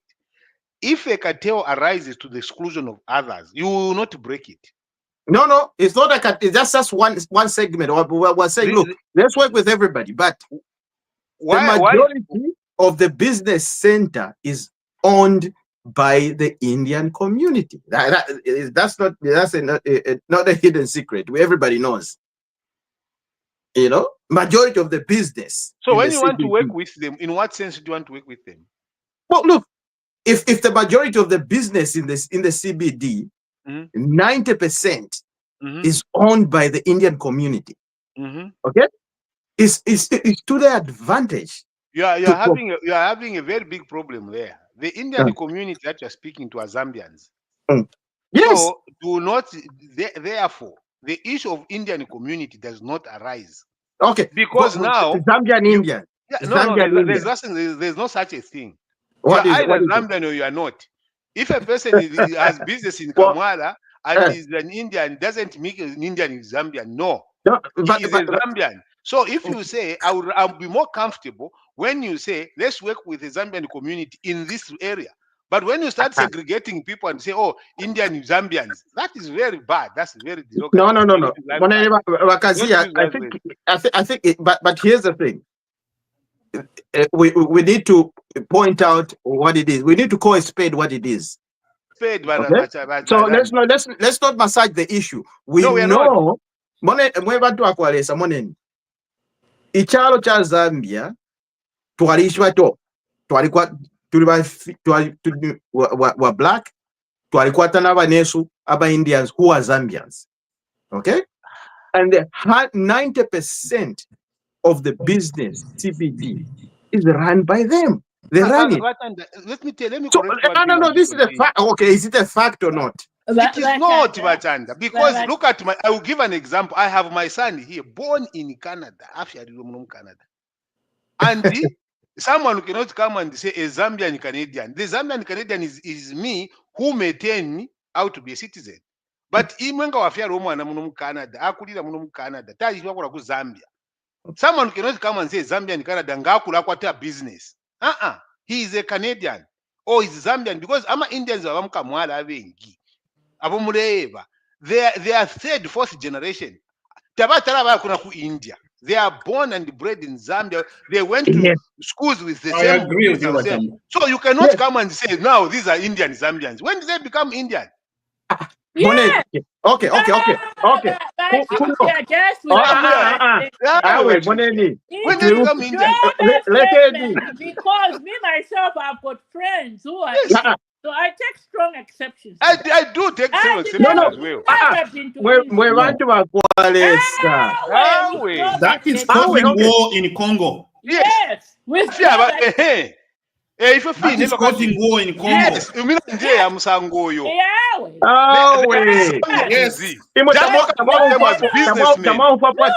best friend is okay. Let me Yeah. Let me pose one question kuli ba machina. Tamwa mfwapo ati Canadian born Asian. Tamwa mfwapo hiyo. Haven't you heard that term before? Canadian what?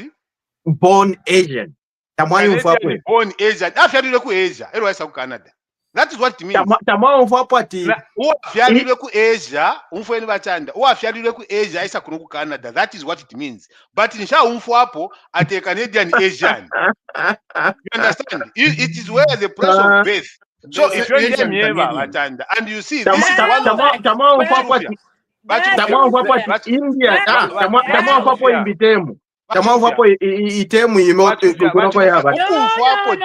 not make it right. Withdraw your statement. Does not make it right. When I hear a term, we will not you are alone on about this it. Right. You are wrong. You are wrong. Very wrong, actually. Withdraw if that you want statement. to talk about their business in Kamwala, talk about business community in Kamwala or business community in Central Business District. Yes. So that people know we are talking about business. It doesn't matter where you are coming from. Yes. That kind of talk is bad. Don't use it in That's Zambia. what's causing war in Congo. Yes, it is causing division even in Zambia itself if you use that. How does a person born that is popular, he has never been, he's a businessman, Neti nyanja ngalela ndanga ali ku the other country, you can't even tell the color of the person talking about. Yeah, of course. Then today you want to come and say get them. I talk strong. Me, I take a strong exception. I agree. No. Okay. But okay. For the sake of the platform, because I think that Tamlen Konka, we know, will. For the sake of the platform. For the sake of the platform. No, we are wrong. You are wrong. It's the right thing. Okay, but here's the thing. Yes, okay. Oh, I'm going to withdraw that. They are Zambian. Yes. So they are Zambians. Now, the point is this: can we work with our fellow Zambians to build the CBD? Yes. Makes sense. Makes sense. A lot of it. Can we work with? Can we sit down? Can the president, sit with the head of our Zambian community and say, look, Some buildings have been there since 19 Pendefi Kondo, and they've never been touched in a paint. Okay? And they've been there. And they've been running businesses generation after generation, generation after generation. Can we sit down and see, can we come up with a form or a formula to say, can we have a structure program where every at least 5 years we upgrade our buildings? Other than the change, you know, like, look. You need to change the law first, because as an individual who owns a building, nobody has the powers to come to my house and say, Danny, change your house, it's too old. Nobody. It's my house. If I want to keep it that way, if I want to upgrade it, I'll upgrade it. If I don't, I don't. So we have to change the law then. It cannot just come like that, to go door by door, volunteer. Okay, can you plan your 5 stories with glass buildings and no. I don't have money to do that. Are you gonna give me $20 million to renovate my Kamwala shop? Give me the money, I'll do it. So it's a theoretical thing which cannot, and I know the people that are planning the new expanding Lusaka did those feasibility studies. They looked at the building, what's the cost of breaking these and bringing new ones, or why don't we just go to Chilanga, Chongwe and start afresh? So they did all that. They must have looked at those things before they made a decision just to expand the city outward. That's what I think. All right, let's move on. Let's move on. Oh my goodness. What's the next topic? Oh my goodness. Whew. Oh, this is the next topic is on like KBF. KBF announced this week that once elected to power, he's going to give Zambians free meal, free gas. Mwafrika konomba, Mwafrika. Yamuwelela. Campaign. Yamuwelela campaign. Yamuwelela. 50 kwacha mili yamuwelela. Now it's free. Yes, Papa 50 kwacha. Yes, Papa zero. Yes, Papa zero. Then mwasu kenomba never kufa imwe. How's KBF our problem? KBF is not our problem. It's not our problem. I agree. Yeah, but if what they understand, if I don't have but when if you have me wear if you have me wear my promise you have fee. Yeah, you need to land up because if you have no. Let's separate these issues. One person at a time, please. One person at a time. The facts are this. You see, the more this is what we have not helped our country on. It doesn't make sense. It will not change that it was said. If is it possible? It is not possible. You understand? Whether it's being said by whoever I support, by the way, I like KBF, I like him. But is it possible? It is not. And to try to say, what? You know, 50 kwacha, it is impossible. Chimona fertilizer 250 kwacha, we must be very clear to say if it is 50, because the fundamentals got if you 30 years ago to be at that level of price. So these are things that we must be able to be factual about. When I say Fiamuwelela, Emma promises anyway, we do not need because kuladinganya HH na KBF is KBF. They are human beings. One person at a time. Let's not talk. You know, you just talked, and then I'll respond later. Yeah. So KBF is a man on his own. Okay, and to him in his mind, that is what he wants to do. But HH and the UPND government, our proposal or what we said we're going to do, that's different. Okay? And the time we were doing it, the elements or the climate at that time, it was going to be possible.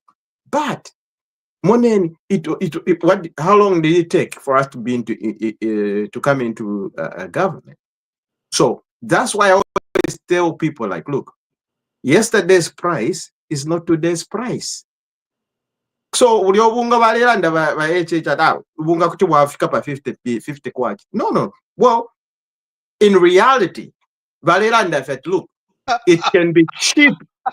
It can be cheaper than what it is. He never said that. Anyway, it can be cheaper than what it is. He never said what you're saying. What? Please, let's allow him to finish.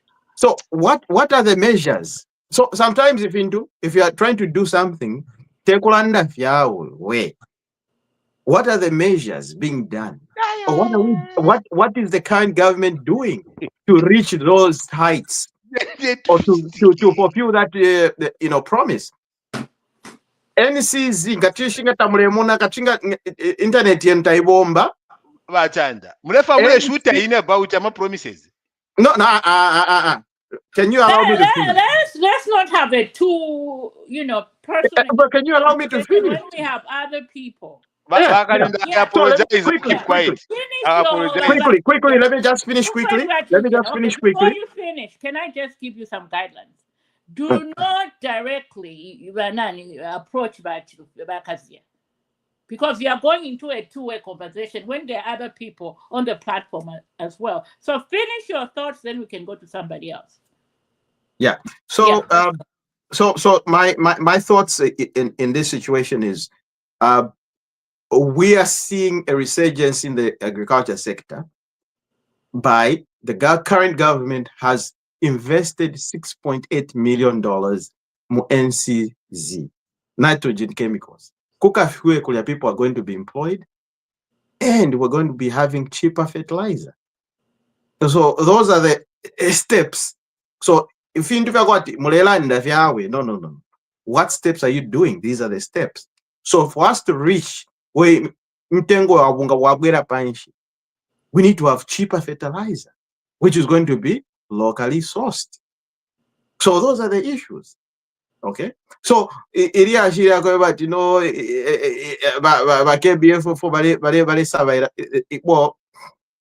yeah, I mean, I respect the big man, but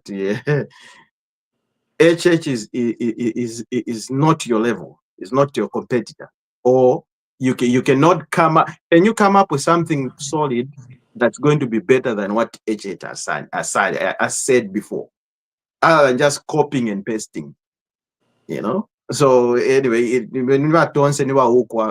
I rest my case. All right, let's bring in look who is here.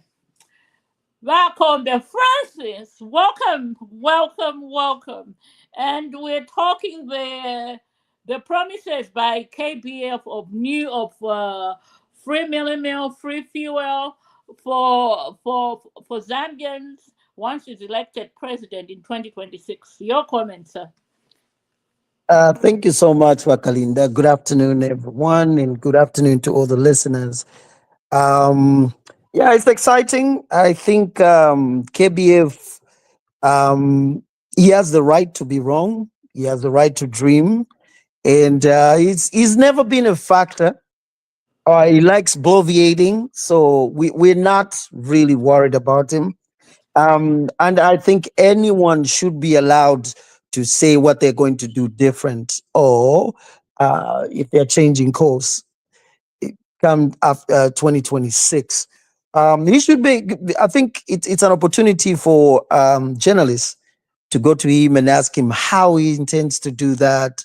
And we live in a democracy. We need more people with ideas, provided they can back it up. It will be up to the voters to decide who seems genuine and who they'll like.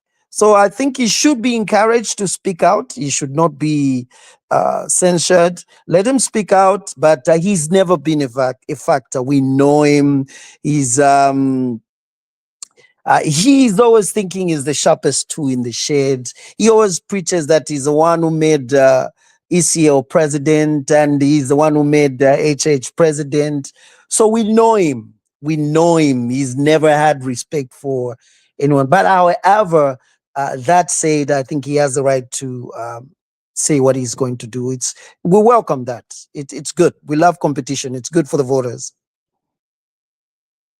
Great, Doc. Your comment on Walia Fube's pipe. Yes, I agree with Francis. Is it Francis? Yeah. Yes, Francis Combe. Yes, I agree with my brother. Everybody has the right to say what he wants to say. We also had the same when we were in opposition. We promised people things. We have achieved 90% of those already before the 5th year elapsed. So we will achieve some. We will not achieve some. That's okay. Life is not about perfection, as the late Pope Francis said. Life is not about the perfection. He wrote that thing while in his dying hospital bed. That was really touching. So he said he wasn't perfect. We will promise things, we will achieve some, and will not achieve some. So even Fube has the right to promise people that. And if you believe in what he tells you, what do? You vote for him. Okay? If you don't believe in what he's telling you, don't vote for him. That's what Zambians are good for. They vote for things they believe in. They didn't believe PF was going to offer them the alternative to continue in power. They voted them out because they listened to them and they didn't believe them. They believed in UPND. So if Fube is promising free fuel, free meal, free houses, free everything, whatever he's saying, let the Zambians vote for him and then we move on. So, but I know that there's no way you can have free fuel when you don't drill your own fuel anyway. Even in countries where they drill their own fuel, they buy it at least at a minimum price. But not to say I'll give you free gas, free everything, free meal, and it's a no-brainer, so to speak. So that's all I can say. I was just listening to Membe. Membe was on TV in the background. I was listening to him with what's his name, Costa. So he was talking about same type of promises as well.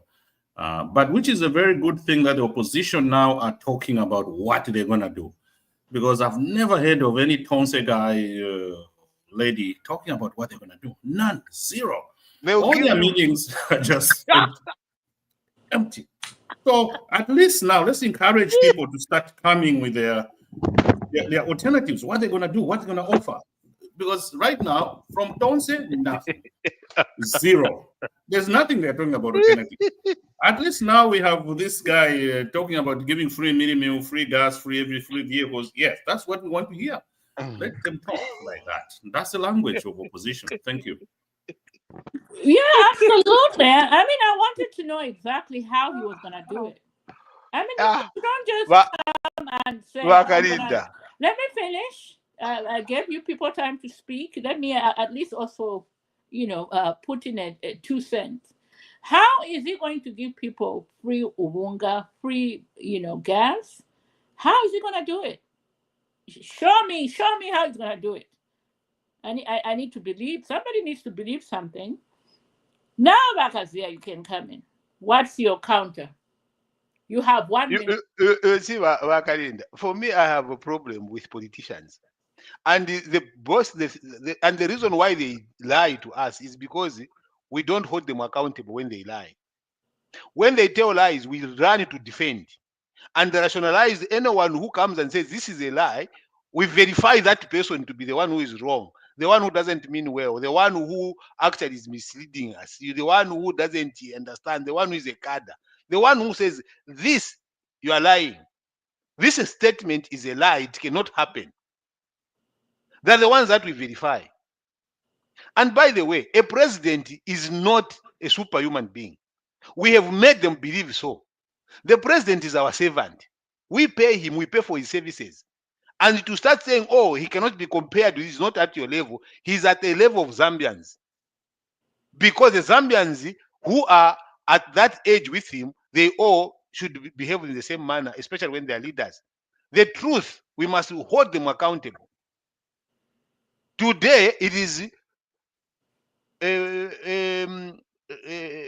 who were saying he's going to give free milimi, isn't it? And then, hey, wait a minute. How do we say we want to attack him? But the president is in State House today. He told us a 50 kwacha milimi. And then when he said it, he raised it. He said it as a statement of fact. Then now it is being interpreted. No, he didn't mean that. Did he seek for interpretation yourself? Does it mean we can't interpret ourselves? If it is wrong, it is wrong. We must be able to say, guys, to run the country and to stop destroying our own selves as a country, we must start to hold ourselves accountable to the truth. But if we choose as a people to say lies are okay for ourselves, then we will get what we deserve. We will get the leaders that we deserve, and we will not blame anybody. When things go wrong, we will say, this is our leader, we chose him. That's why he's our president. Even when I speak like this, President Echech is my president. What he does affects me, and I have every reason to respect him and to protect him anywhere. But when he does something wrong, I have every right to say, our president wandi nchamusalire nasalire munenu, but once I'm in Zambia badi musalire. So you are therefore, you are my leader, you are my president. I will obey what you say. You understand? But then when he does wrong, it shouldn't be that it should be rocket science to say this is not practical. Bakalinda now say a very important question here. Tell us how you will do it. The how is not being said. Most of these politicians in Zambia, they will not tell you the how Badani. They will tell you what they will do. They will never tell you the how. The how is the devil is in the details, and that's how we get duped in it. But if we can hold them accountable when they are choosing to be in office, we will know that and we should not trust that person. So KBF is just playing the politics that everyone is playing, because we are a country that have moved to start hero worshipping people that tell us lies. So if he tells one, what is wrong in telling 10? If I come here and Kazia and I come and tell lies. So Wakalinda, we are getting what we deserve. We must, next we raise our bar, then this thing will end. So leave KBF alone. Vachirufia. Take on Bakazia. Right this minute. Take him on. You know, I've already I think he is asking a question. But Bagazia have asked the question: how are these things going to be done? And I already answered and told you the roadmap of the UPND government and how we're going to, bring millimil down. Is one, by having localized fertilizer plants in the country. Zambia has been heavily, depending on importing fertilizer for the last 60 years. This is the only government that has turned those tables around. Can I ask you one question, Bachirufi? Okay. So now, before you ask the question, let's bring everything to the table. Now, this current government is now one, we've invested, like I told you guys, 6.8 million in nitrogen chemicals. Katwisha vandu tamtamba stika nani kani kukafiwe kulia.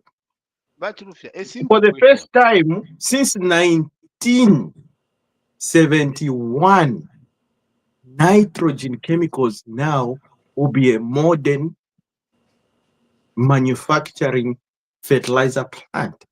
Can I ask you a question? What does that mean to the agriculture sector in Zambia? Can I answer that question? It means we give you a chance to talk. Nobody. Just want one question and he can continue. No, let him finish before you derail him. Please let him finish. So nitrogen chemicals, Zambia. That is the most important government-owned institution that has been there for years. Since in the 70s. The last time nitrogen chemicals saw any blink of technology or investment was in the 70s. Now we're looking at today. Government yavika mo 6.8 million. Meaning, fertilizer here. That's not the only money they've invested. That's more than that. Oh, it's more, yes. So for this phase, so how does that interpret, or how does it translate to the Zambians? Ama fertilizer idia o mwale chita import idia nga mwale chita import pa 100 kwacha nomba nga twatampo kuipangira fwe bene mukalashita pa 50 kwacha, meaning instead of spend sana indarama pa fertilizer, that it be less, meaning you're going to motivate agriculture, farmers and everybody to start farming more. Instead of you are farming 10 hectares apanomba chachipefi mwatampo kusta 20 hectares. Food security, that's how it is. These are factual things. These are things on the table. These are the things that you can look at and see and stabilize. Not ama dreams. You have a KBF, those are dreams. But this is what it is. So, Bakazia, to answer your question, how it's going to happen, this is how it's going to happen. So, how is the food meal going to drop down? Price of meal? This is the stage. This is how. Through the chair. Through the chair. Yes, Vakom, becoming, please. Thank you so much. Let me just add on to what Vachanda is saying. The government boosting nitrogen chemicals is just actually an add-on. We through HH's policies, we now have, if you look at the fertilizer manufacturer, we already have United Capital that manufactures fertilizers. You remember, I think it was 2 years ago it was launched. Okay, so this is just an add-on. There are so many ways, like Vachanda said. One is having more fertilizer plants, local fertilizer plants being in operation. Two is also the program that the president has been running, the year-round growing of corn. This will eventually help in the reduction of prices when it comes to corn. If we have the year-round by ZNS now, 4 months ago, we were being told, we were being shown how many hectareage they are managing. This is corn. So we have that. And Zaf. Yes, Zaf and ZNS. So we have that. Couple that now to local fertilizers, not only nitrogen chemicals. We already have capital thing that from Mungwi Road, the guys who are doing the fertilizer. So this. If I were to be on TV with KBF, this is how I can break it down. And also the loans. Now farmers are having access to loans. This also helps because you have more people growing the corn, and we've also increased under HH's policies. The price of a bag of maize has gone up. Now farmers are enjoying, which means we're encouraging more people to farm. So we always look at food security, and that's why you see the president now looking at all these things. And another thing that I forgot also, the mushrooming of solar plants. Seeds too. Yes, seeds, solar plants coming in. It will help in the machines they run to irrigate. So all these things, when you put them together, the road, the highway from Dola to Lusaka, all that now, it means when a farmer farms, it's very easy to transport their crop, meaning they can get back to their profits and plant the seed. So all these things, this is what we are not saying the things that we intend to do. We are saying the things that we've been doing and we're still adding on to. So it's a debate I would love to have with KBF. Vakazia, now you can come. Let me rebuttal that. That what has been said, every person who has been to school knows that is how you reduce the cost of anything. What has been said here, I'm not disputing it anyway. But in that reduction, the price of meat meal cannot be 50 kwacha. No, it's not us saying 50 kwacha, it's KBF. No, it's not KBF. KBF is saying free. You said 50 kwacha. It's President HH. No. We're not revisiting that anymore. I am revisiting that. You are not. Understand that you are not revisiting that. How are you? You can't revisit it because you see it is something that is not very pleasant to revisit from your end. It's not pleasant to revisit a 250 kwacha fertilizer when it has gone to 1,200. It will not go. The price of fertilizer we will never come back to 250 kwacha. But The economic fundamentals. No, let's be also truthful. Like I said, it's not 1,200. What is? How much is it? It's about 700. No, Yeah. but that was what it was.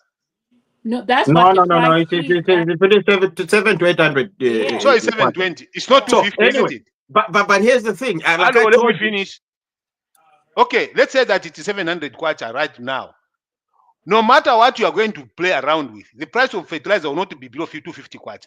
These are just facts, because when you start to add inputs to it, it doesn't just add economic value to have fertilizer a bag at 250 kwacha. It does not, but it can reduce. The reduction and the figure is different. You see, that 50 kwacha minimum you cannot. We were going to have fertilizer being produced, this being produced, this, but it will not be 50 kwacha, gentlemen. It will reduce. Yes, it can even come to where it was at 120 kwacha. It can reduce to that where it was, or even 100. It may. But looking where it is and the fundamentals that are there, it doesn't make sense that we can say it's a 50 kwacha. But it was said, it was shown, the formula was calculated of fuel being at 17 kwacha. It is there. So these are things that we're saying that when leaders are giving their manifestos, we must be able to hold them accountable to the same extent. This is a conversation I would want to have. Yes, it's a conversation we should have. And I've told you myself, I do not believe that he can give a free minimum. I do not believe it. But he can also come and argue to say, oh, it was at 400 kwacha, now it's at 50 kwacha, so it's almost free. But is that free? No. Maybe once I tell you this, that okay, not subsidize half of it, I'll be giving you at 100 kwacha. So you were buying at 400, so it is there for free. No, let's not dupe people that way. The fundamentals are the things that we are explaining here. You have explained, yes, fertilizer, we produce, we do this. That is what is going to reduce the cost. It is a fundamental truth, it is a fact, and it's undeniable. But to come and put a figure to it, then people, when you hold, you said 50 kwacha. No, tefto balandile. Balilandile. Ama videos are there. Nabe neta wakana. Wakazia. Tatuekana kitabalandile. And we must be able to move on. What we're saying is this. The argument is this. Yesterday's price is not today's price. But Rufia, can I ask you one question? Can the price of maize in Zambia ever come to 50 kwacha? No. No. My question. I think you're not understanding what I'm saying here. I'm asking a question here. Okay, but the two of you have gone. Let's bring in Doc. Doc hasn't spoken on this, has he? He has. Oh, he has. He was the first one. All right, shall we move on? Because I know. Let's just agree to disagree. Politicians. No. That is just the truth. Yeah, the topic is done. Let's go on the next topic, Bakasi. We cannot be going back and forth. You both of you are saying the same thing. But I agree. But let's not politicians, let them not lie to us. It's not fair. I mean, I agree on that. Absolutely agree. So let's just move on to the next topic. And that topic is a revelation this week by the State House media team, letting everybody know that the UPND has accomplished 90% of its promises. That just left the opposition. They have gone crazy on that on those pronouncements, and I think from where I stand, I would like to agree with them. Maybe I won't say 90%. I'll give them 75% because one. We have. Let me finish my thought now, because we have seen we have free education from grade 1 to grade 12. We have teachers being recruited, people in the army, health professionals being recruited.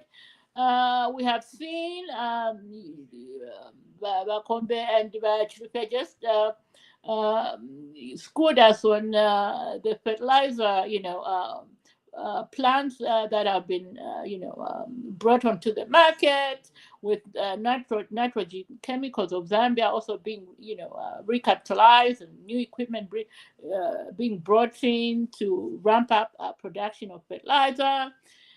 And of course,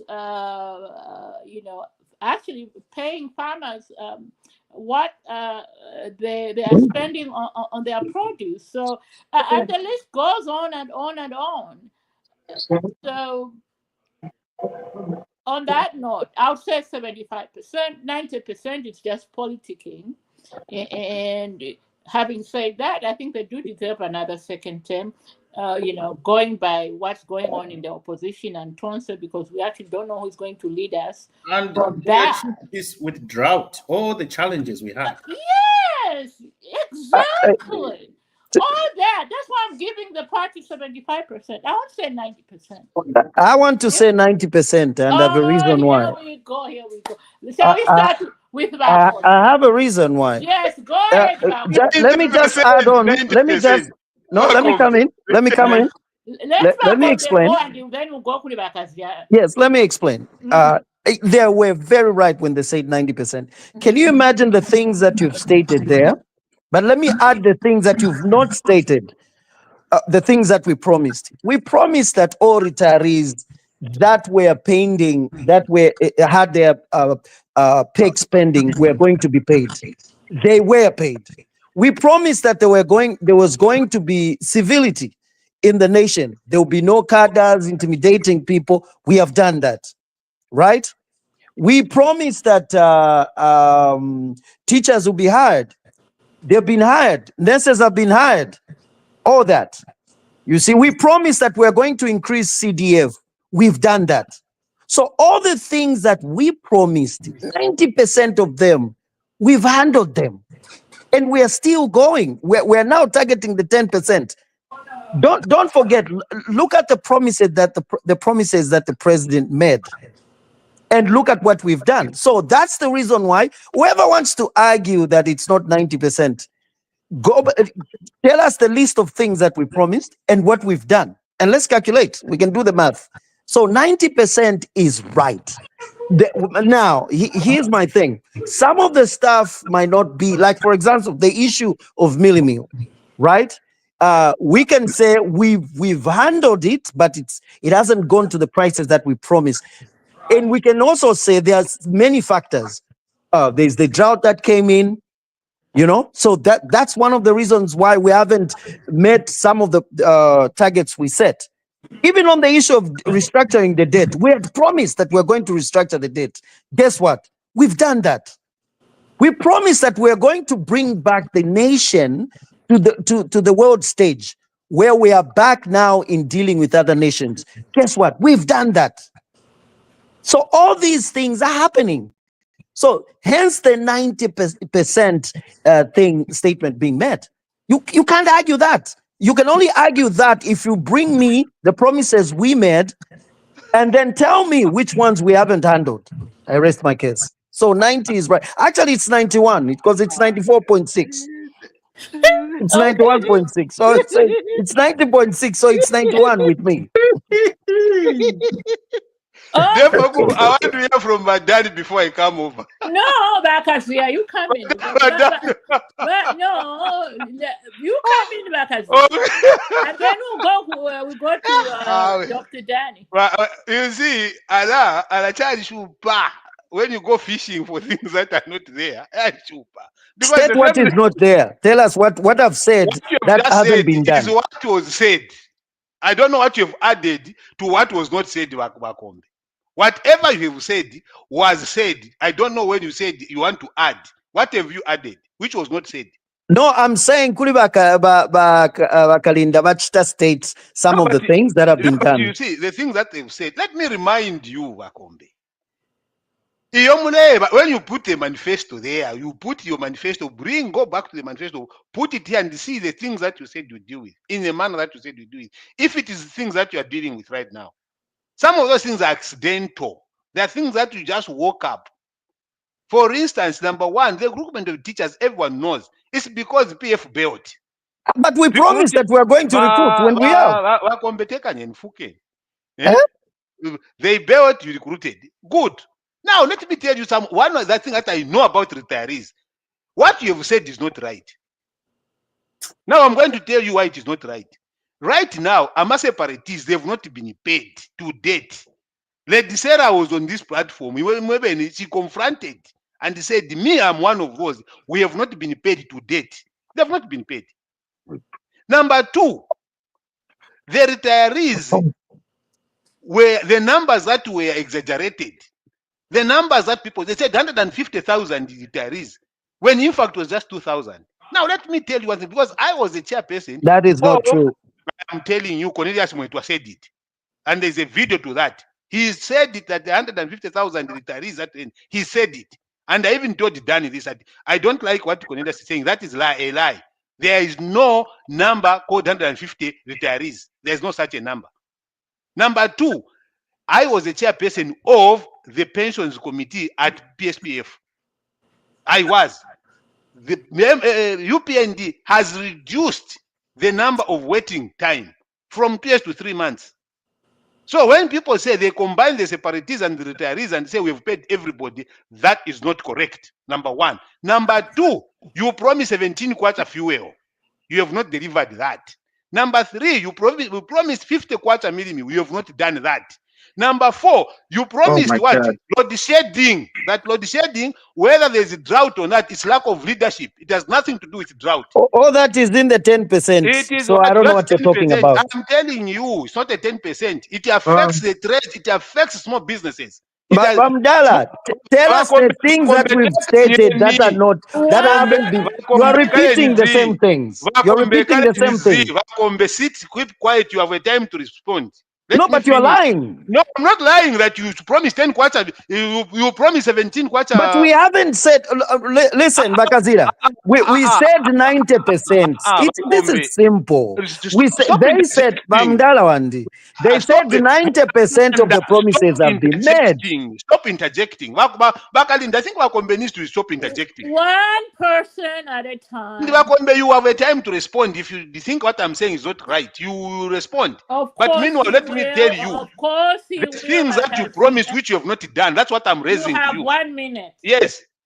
So you promised energy, right? You promised restructuring the debt. The IMF report, which is latest right now, what they say about the debt, there are still legacy issues there. The debt has not been fully restructured. You know my it. Goodness. You talked about not giving Vendetta back to the mind back to Vendetta. Did you do that? You changed your mind on that. So there are things that fundamentally you promised to reduce the cost of living. Have you done that?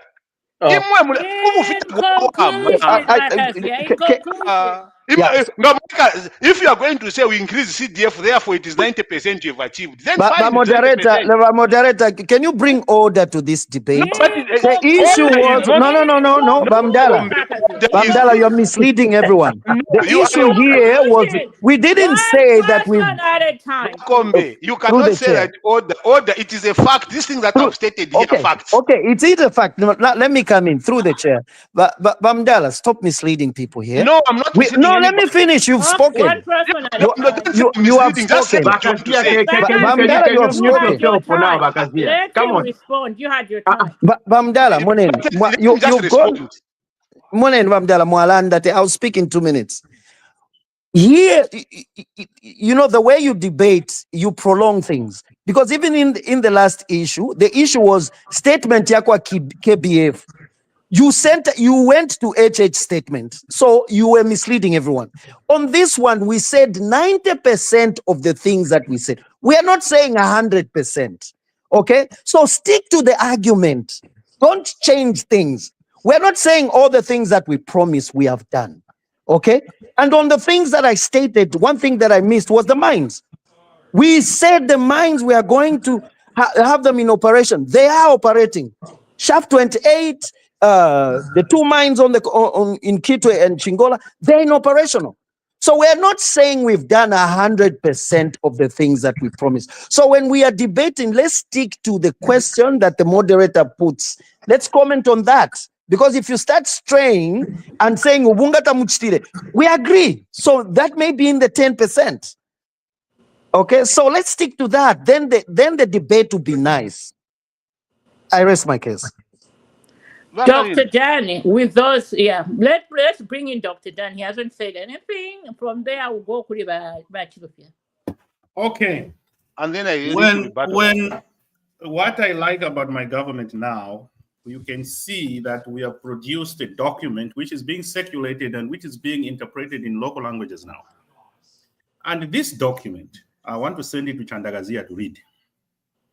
It states what we have achieved and what we haven't achieved.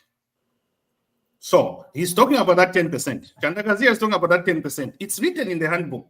I'm going to send it to you of an electronic version of it, Chanda. What you have said is the 10%. Okay? It's the 10%. Simple. It's mathematics. It's written in our booklet. And this booklet right now, all the MPs are taking it to their constituencies. They are interpreting it. If you are in Northwestern, you have to interpret. Brenda Tambatamba was in Northwestern Province yesterday, interpreting it in Ruvale and the Kaonde and all that.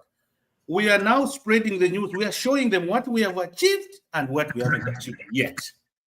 So we are not saying we have brought the cost of living down. No, we haven't said that.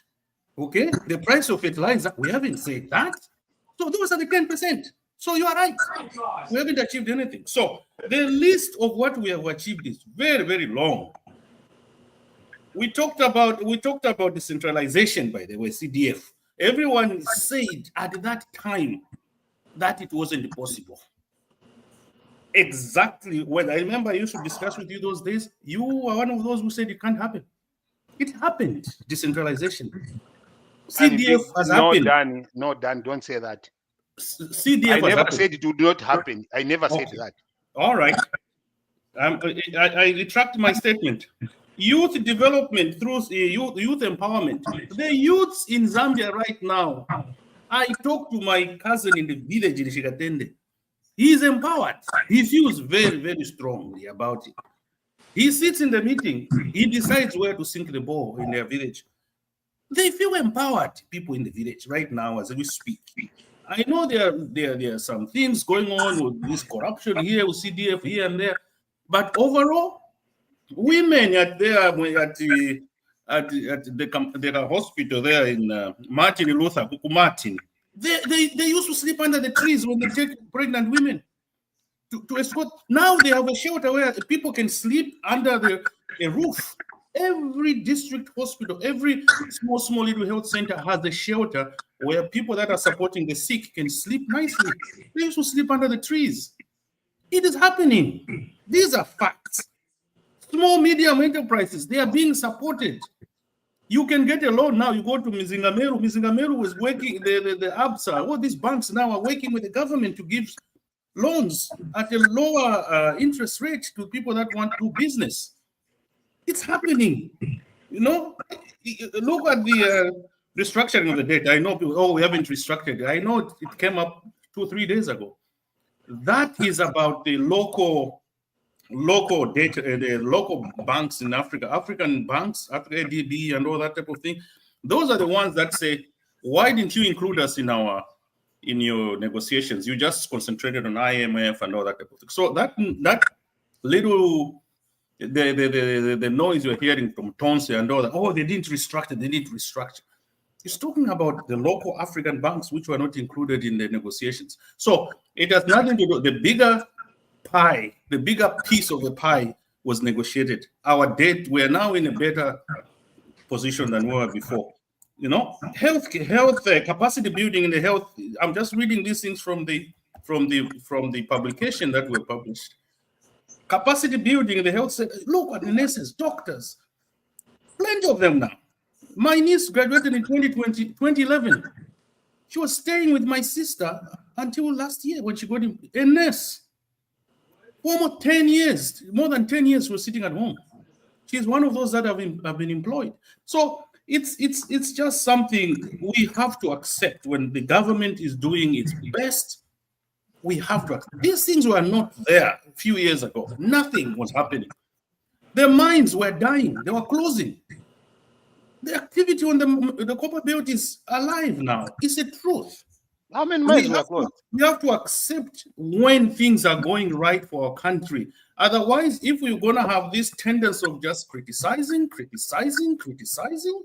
we are not going to go anywhere as a country. We need to appreciate when things are happening, they're happening. You know? So to me, really, the opposition in Zambia, if they really need to, if they have our country at heart, they really have to appreciate that the government of the day is doing something. Look at the drought. Look at the drought that was there. Imagine if we didn't have a responsible government, what was going to happen? People are going to start dying of hunger. But nobody died of hunger. The government did its best. So we have to appreciate these efforts that the government is doing this type of thing. We had all these type of scams, how to obtain fertilizer. It was one minister with his daughters. How do you give a contract to a minister and his daughters to provide fertilizer to the country? Really? That's the way we used to do things before. This is good. This government is doing its effort, all the best interests for the Zambian people. So that's all I can say. So KBF, if he wants to come in, let him come in and tell us about this type of thing. But to be honest with me, I think 90% is even under. I think it's even under rating ourselves. We should go at 95% because in that booklet it shows what we haven't done. And if you count things we haven't done, they're less, like much less than what we have achieved already. So that's what I can say. Thank you. Well said. Well said. Well put. But But you will come back with the rebuttal, Bakazia. Let the rest of the panelists also add on their 2 cents. Right, Chilufia. Yeah, you know, I keep on saying this phrase. I think I'll keep on hammering on it until somebody actually get what I'm trying to say. Yesterday's price is not today's price. The time that the president was saying the promises, or what you call them promises, or what he was saying that we're going to do for Mother Zambia.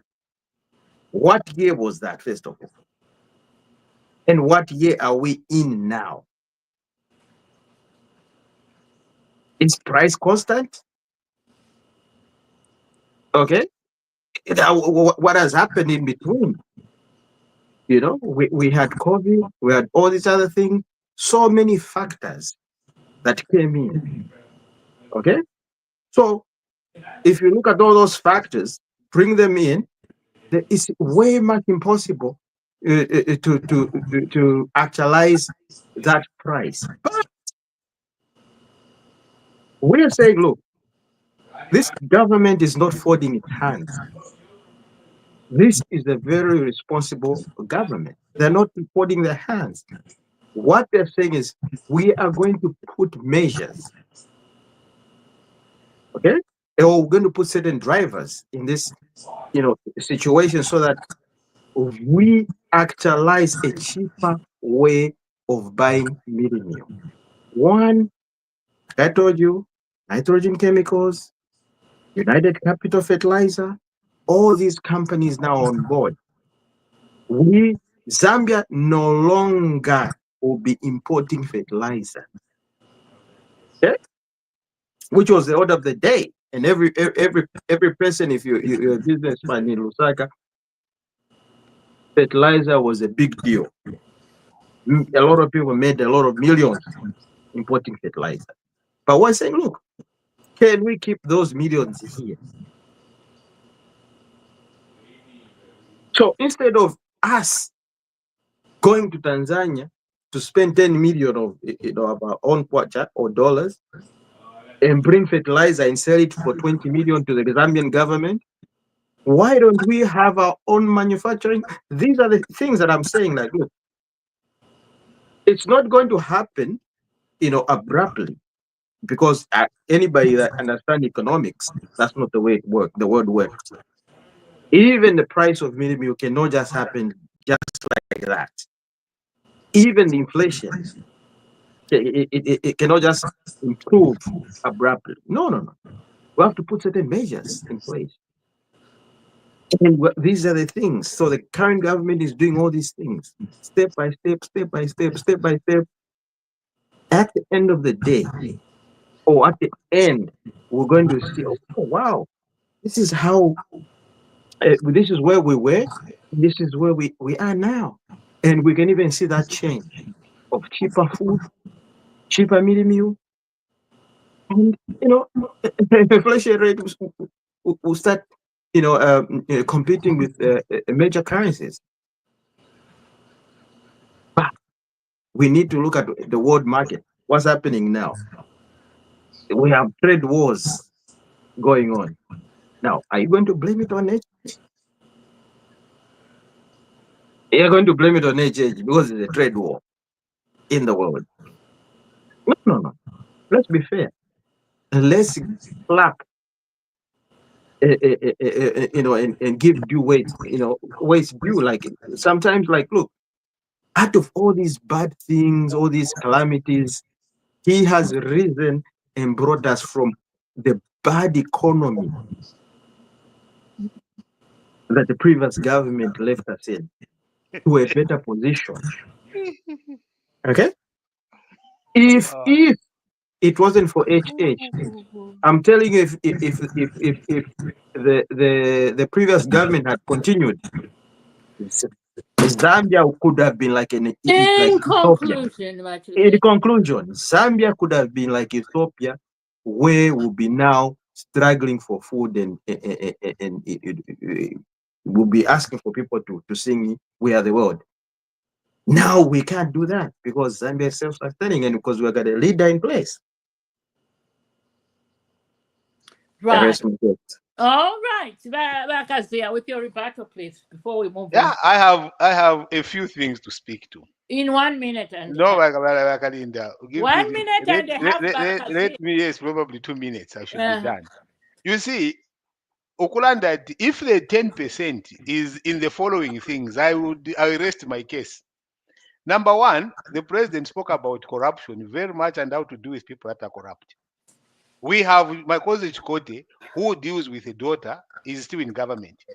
We have Shamakamba, who was a former DG, he was procuring judgments. He's still out there.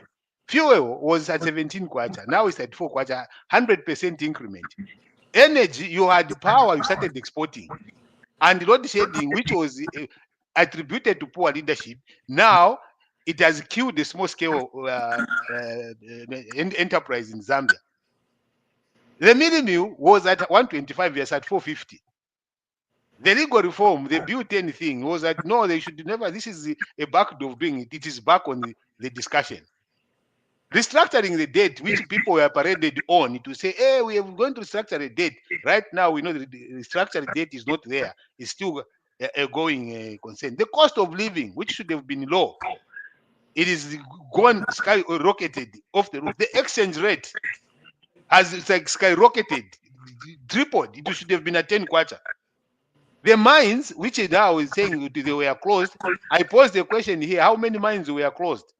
Because Mopani, for me, was never closed. The only mine that I know was closed, which was opened after 46 years, was the Luansha mine, the shaft number 28, which hasn't yet started production. You've changed your tone. You've changed your tone. You were saying all the mines were closed. Listen, there were no mines that were closed. You've changed your tone. Bachanda, Wakalinda, when these people were creating things that are not there, please. You see? The mines, the question of the mines were closed. How many mines were closed during the era of the PF? There was no mine which was closed. They were all functional. Number two, the exchange rate. Number three, agriculture. There was a question of agriculture to 250 fertilizer. Maize was found. You sowed the maize, created hunger. Because if the maize was not sold, maybe the things would have been different. Effective leadership. The president said, do you see my cabinet? They go to cabinet, they are sleeping. He has to come and complain to the people to say, these people that you've given me, they are sleeping in cabinet. Half the time they have not focusing on that. So if these things is 10%, then I wish you luck. If what you have said is 90%, but for me, what I have said here, the cost of living, more importantly, the cost of food, constitute 50% of a problem. If you sorted out the cost of living alone by just sorting it out, making sure that food is affordable, making sure that things are working out, people are eating 3 times in a day, I would be saying yes. But that takes away 50%. Maybe you would be lucky to talk about the 50% achievement. But as usual, one of the things that is very bad in Zambia is a kind of praise worshipping that I see my colleagues do here. When things are wrong, they all rush to play. You, Linda, you said 70%. Someone goes to say 95%. In conclusion, do not mislead leaders by praising, hero worshipping, praising, and not telling them where they are wrong and the things that they need to improve. This level of praise and worship has killed our leaders. It has the one that is the worst enemy. And President HH, if you are listening, do not believe to these people that do not want to tell you the things the way they are on the ground. They want to preserve and say things the way they are not. People are complaining on the ground. People are crying out there. The cost of living is there. Then someone comes and says 95%. They are fooling you. The way they fooled other people in the past. Do not believe them. Through the chair, can we comment on what he has said? And you have a right to comment on what I've said. So I have said about 11 things that are here. So you can comment on them. Thank you so much. He has stated the 6 things that he wanted to talk about. You stated 11 things there. Okay, you stated 11. We've stated about 30 of them. That's why I ended by saying, if you're 30%, no. Again, you are speaking. It is okay. You said I should speak. We gave you your 2 minutes. You finished. Let somebody else also speak. Yeah, Bakazila is all over the place. He's saying the issue of cost of living is 50% of the promises we made. Where is he getting that? Cost of living is one issue, right? How is it jumping to 50%? And he says, because that is 50%, therefore it cannot be 90% of the things that you did. Unbelievable. What kind of math is he implying? Where is he getting that? Do you want me Does he understand probability? We're talking about percentages here. I'm going to answer that, Wakalinda. Thank you. Guys, the cost of living is what? 50% of the promises? I said, if you heard me, that's the problem of selective hearing. That's what he's saying. When you hear selectively and you twist, I said, if I was to allocate it, I would say 50%. I did not say that is the first. How is it 50% of the promises? Because look at this. To me, first of all, Bakombe, I don't have to have your validation to speak what I want to say. No, I don't need your validation. We have the right to call you out when you're wrong. Yes, also have the right to call you out like I'm calling you out right now. And you want to defend yourself when I call you out, and me I shouldn't. No, I will call you out. Because you are lying here. You are the ones that are misleading people. So how is cost of living 50% of the promises we made? Tell us. The things that I have said here amount to 50% in my opinion. It's my opinion. You have said math. Give me the math of saying this is the weighting that you have put so that it gets to 90%. What is your weighting? Through the chair. One person. Because if you want to say this is 90%, this is unbelievable. This is it's very shocking for me. This is unbelievable. Let me finish. If you can bring your weighting, then you say 90%. I will agree. I'm sending you the list of our promises. They are number 1, 2, 3, 4, 5, 6, 7, 8, 9, 10. But Danny, I am saying, what is your weighting to the things that you've said you promise? There's what no is your weighting? It's a list. So when you list, what is your weight? For instance, we are talking about the 90%. Let's focus on that. How many and how many have we achieved? 90%. Yeah, focus on that. You're all over the place. The list is number 1, 2, 3, 4, 5, 6. If you have 6 things you promised people, there's a document we promised people before we went in power. It's there. And we have checked with the green thing on the document on the publication that's going around now. All MPs have that. It's there on our website. We have checked with the green marker. This one has been achieved. This one has. Uh-huh. This one hasn't. Uh-huh.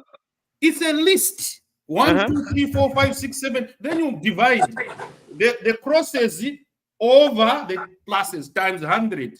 That's the way they arrived at 90%. Thank you.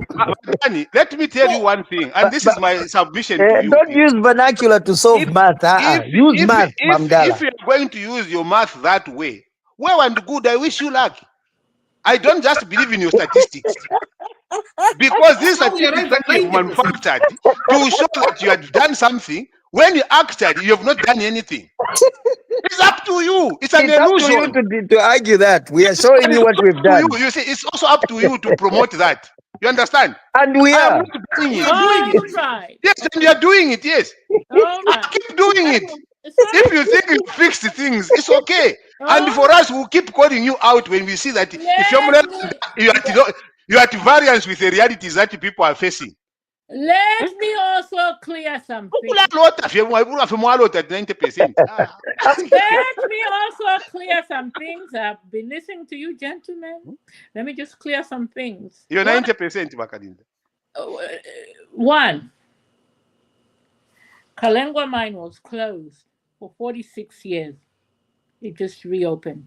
Mwamfa Bachanda. I've said that 46 years, yes. That is a fact.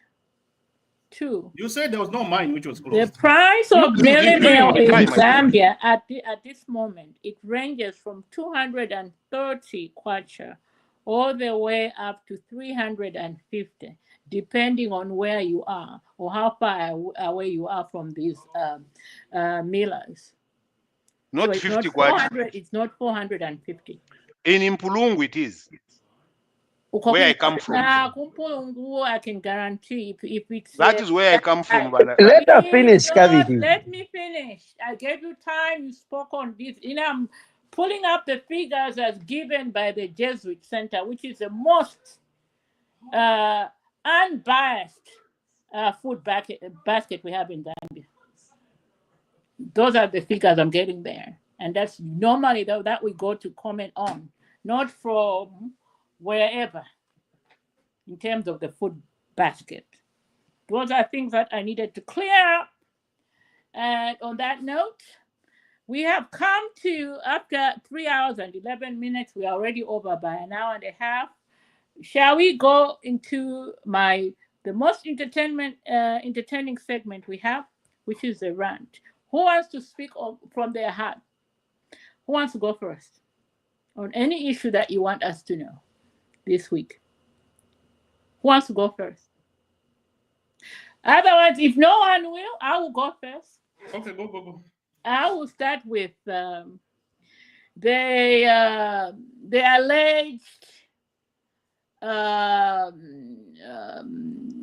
trampling incident in Livingston, which is also my hometown, where there was a gathering of thousands of youths from UPND, and at the end of that meeting, the mayor of Livingston, the young lady, what's her name, Constance, decided, I don't know My sister. Yes, My sister. yes.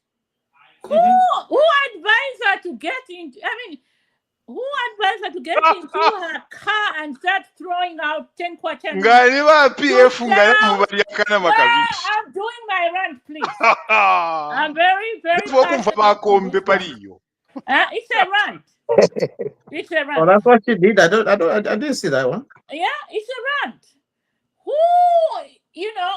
and I don't know why that woman, if she's still walking the streets, she should be arresting for causing that, stampede where allegedly a baby died as a result of that because, the mother, lost a hold of him or her, and that stampede was only interested in the 10 kwacha notes that she was throwing to the masses out of a moving vehicle.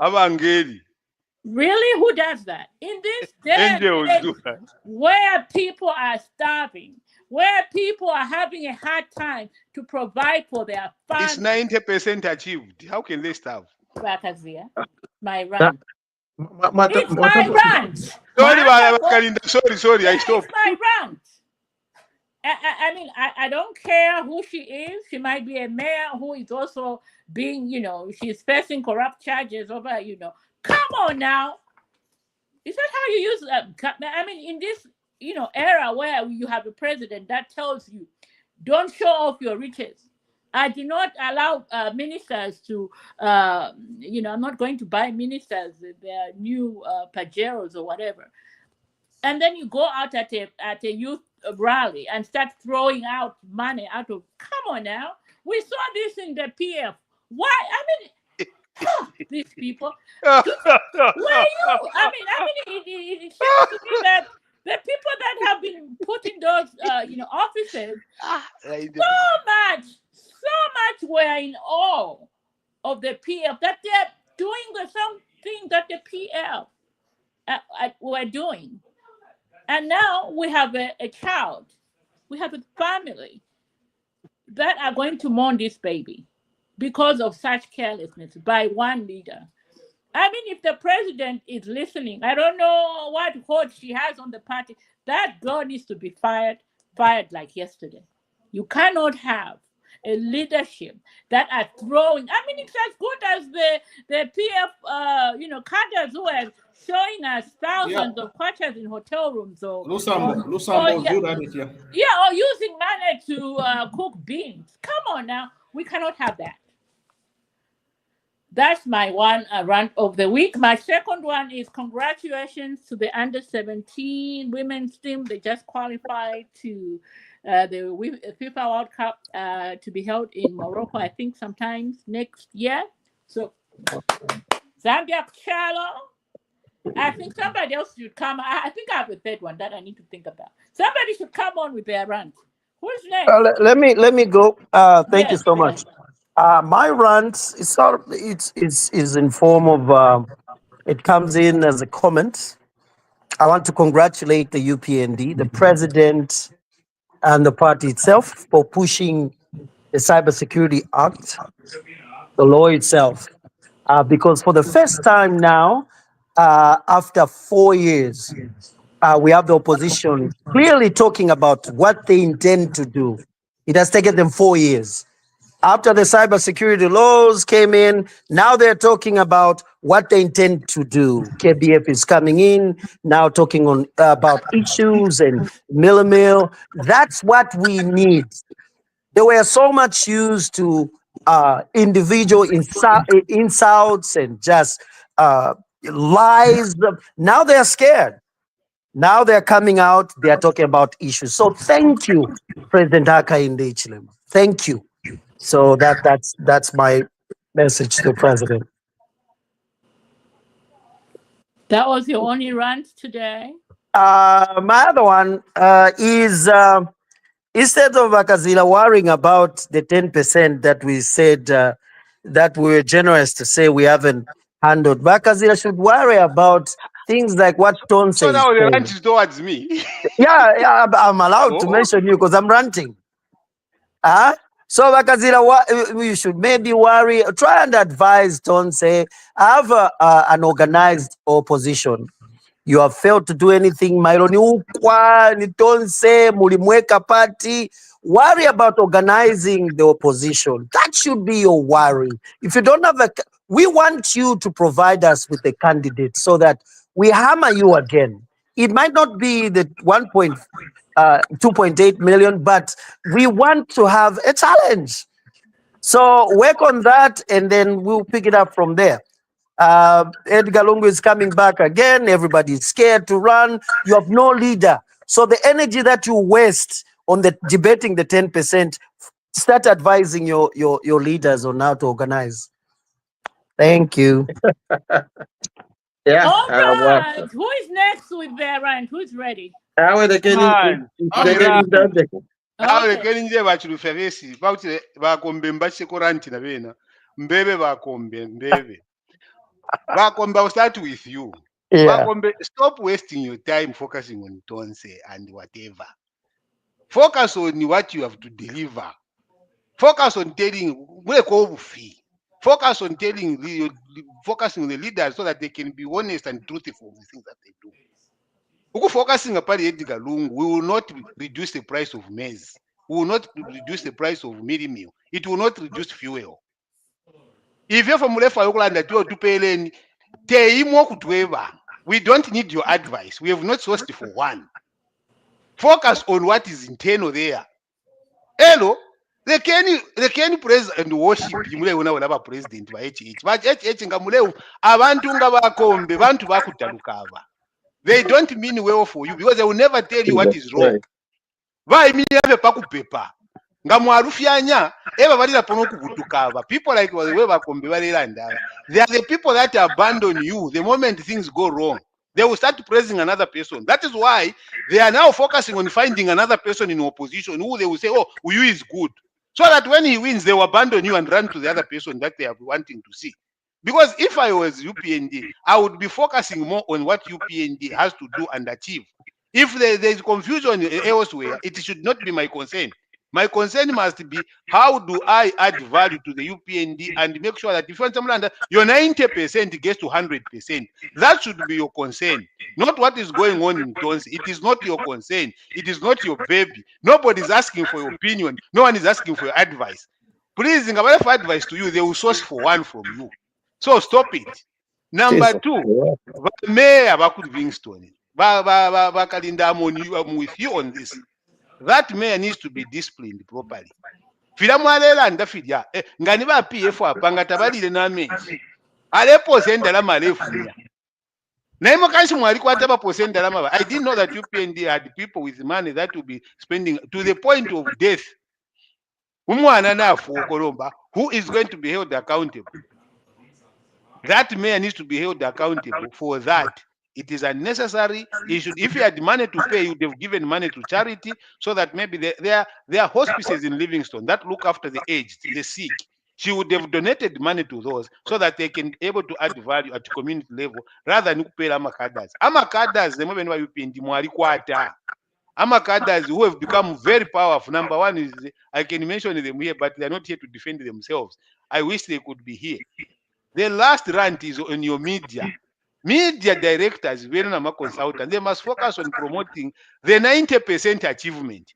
Not every headline is about Tonse, Uka, and everything. That is what is there. If I go to UPND chat, I want to see maybe here or look at something positive. They are only talking about Tonse and Edgar Lungu. What has Edgar Lungu done to you? Mulekeni for Edgar Lungu, if he wants to get back to Tonse, it's not your business. If the law doesn't allow him, it doesn't allow him. Focus on reducing corruption. CDF. Muleke, I'm a family businesses. I have a minister. Those are things that you must focus on. So, balekeni ba Tonse, balekeni ba Uka, balekeni ba socialist. Whoever wants to do his democratic right, let them exercise it. It's not your business to control them. I end here. Oh, thank you. All right. Back to Chufia. Who was it? Was it right? Let me go first before our chairman, Chufia. But Chufia will take his time, Nancy. He talks nice and slowly.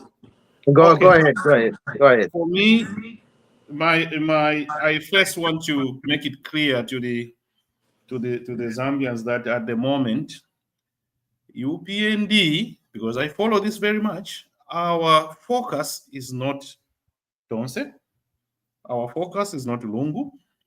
Our focus right now is registering new voters. We are doing voters registration right now. It's a busy season for us. NRC, the people that have turned 18 and above, they're getting their NRCs and we're registering them as voters. It's going on. The opposition, they're not doing nothing. They're in Lusaka every day having these social media meetings. We are registering people. Okay, that's our focus right now, Bachandagazia. We are not focusing on Tonse. We are also focusing on explaining their achievement. That's why we have produced that. You are mentioning me. Oh no, sorry. I'll answer you. No, we are not focusing on anybody. We are focusing on registering new voters and giving them new registration cards, which is huge for the coming elections. We are also focusing on explaining our achievements, the 90%. It is a huge operation right now going on. Everybody's out there in the field doing this. Everyone has the pamphlet. And they're explaining in the rural areas in their own languages. That's what we are focusing on. That's our focus as we speak right now in my party. And I know that the opposition, by the time they wake up, by trying to go to the grassroots, it will be too late. It will be one month before the elections. But that's what we're doing right now. I'm just trying to make it clear to some people that think that the party is focusing on Lungu and Tonse. We are not. Far from it. Now, there's also the thing, the common argument people, they're talking about cost of living, cost of living, cost of living. Yes, the cost of living is high.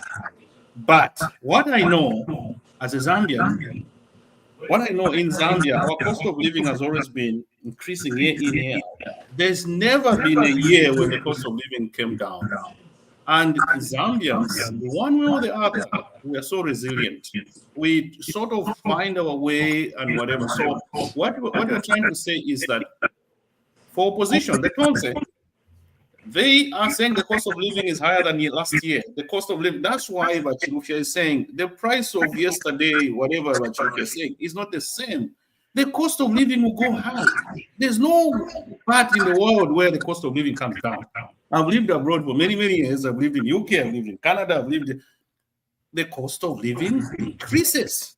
So this song of saying, no, bring down the cost of living, it was 17, in 2017, it was this, bring it back to the cost of living that was there in 2017. It will not happen.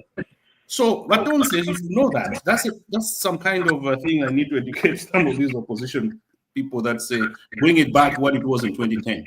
It will not happen. When I came to Canada, I used to fill the whole trolley with food for only less than $100. Now I need $200, $300, $400 to fill my shopping cart. So the cost of living goes up. Okay. Finally, I have this. Not finally. Two more. Junkies. I haven't been to Zambia for some time, but this junkie thing is worrying me now. I have some relatives in small little, but not in the small, in the shanties of Zambia, Misisi, Tawama, and they keep telling me that this is a huge problem now because they can't move at night. People with some kind of these junkies have taken over these compounds. What's going on with the security forces? What's going on?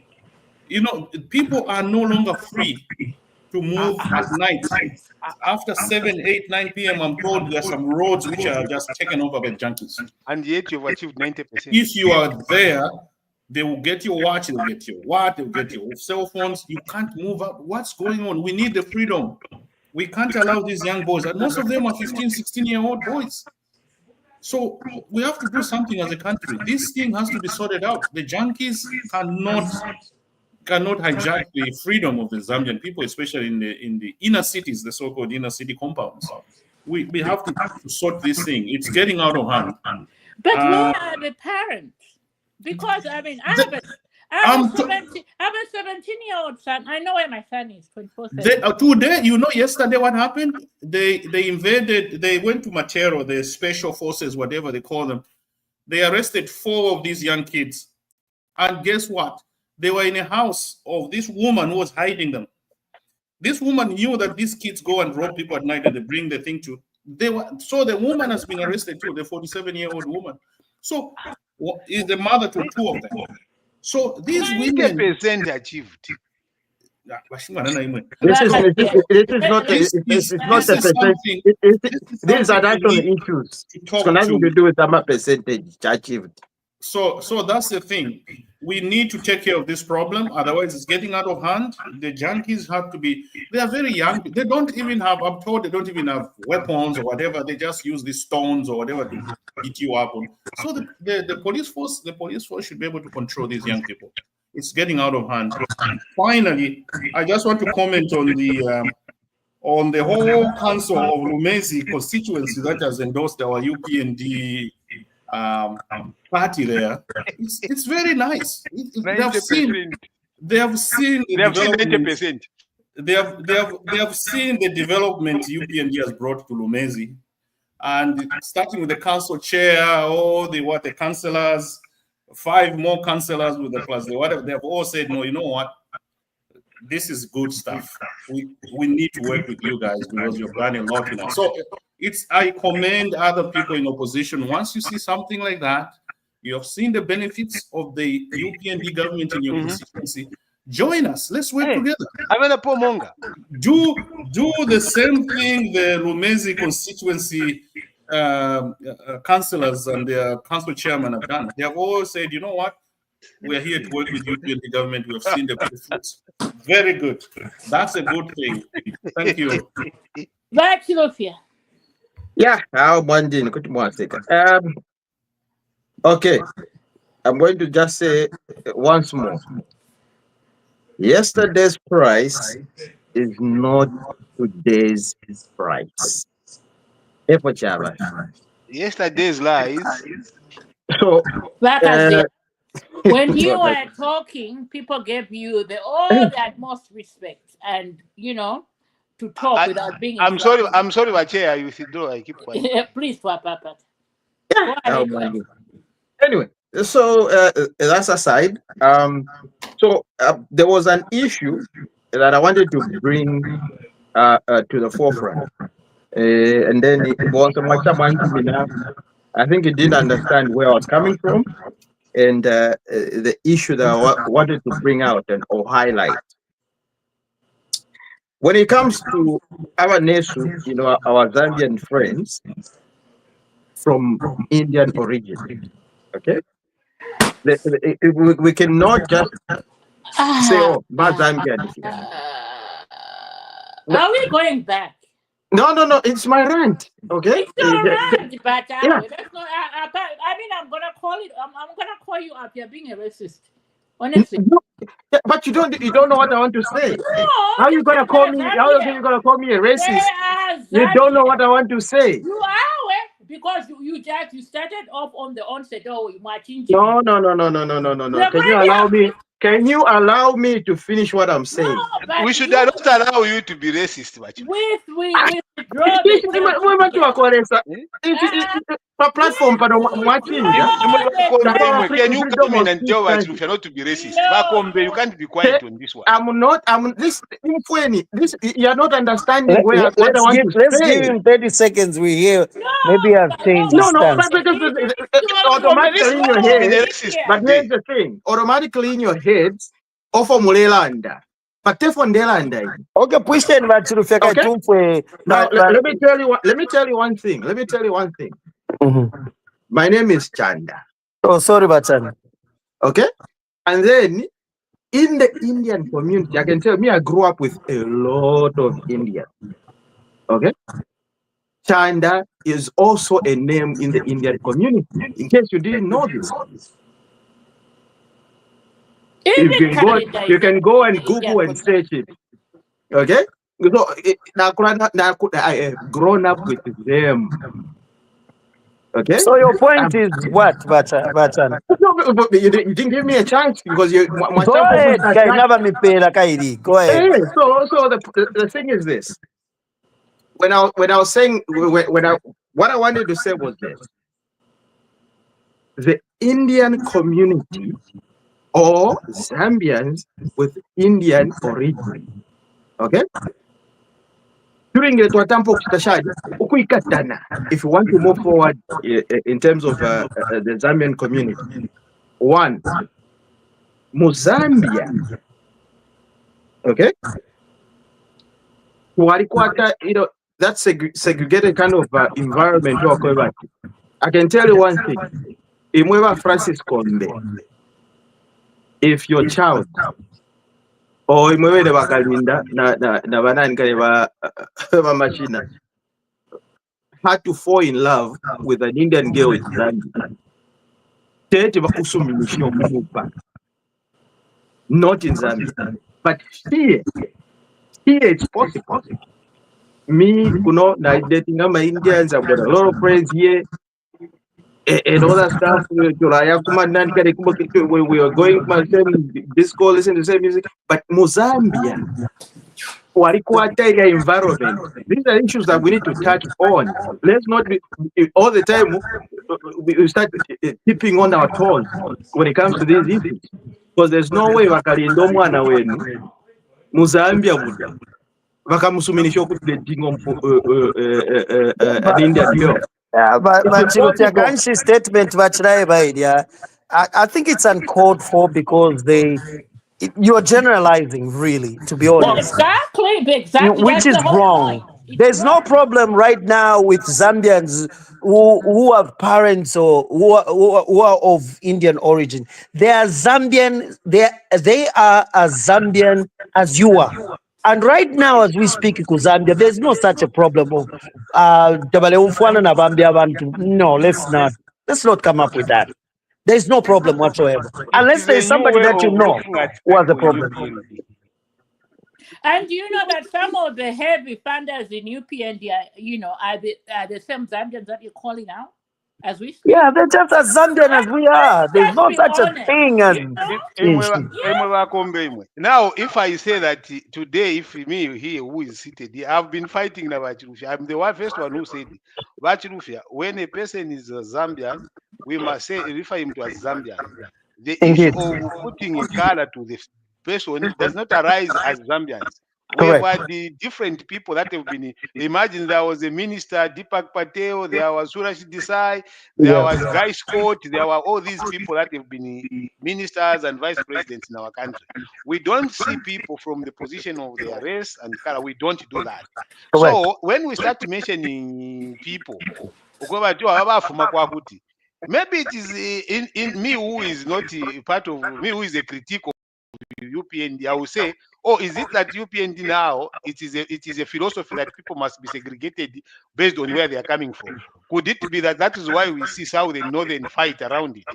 Because you see, we cannot be allowing this kind of conversation to start taking center stage, but to take center stage of this. Whether they allow their children to marry whoever and they have control over their children, that shouldn't be a problem. Even me, I have a problem with my children. My son, as much as I may not control you, but this is what I may think about it. I can give guidance, but not the same that I'm going to control what they do. But if they listen to me, so be it. But you see, to come and have this open conversation and start bringing the race issue in it is not right. It's not healthy for our country. We must stop talking about it, even you mentioning it. Because once we start mentioning these things, we give it them the legitimacy they don't have. So let's not talk about it. Let's not talk about the race. Let's not talk about it. Let's talk to them as Zambians who might have a challenge accepting another Zambian, but not to mention the originality of where it's not right, it's not necessary. Please, Vachirufia, avoid speaking about this thing. Please, Wapapat.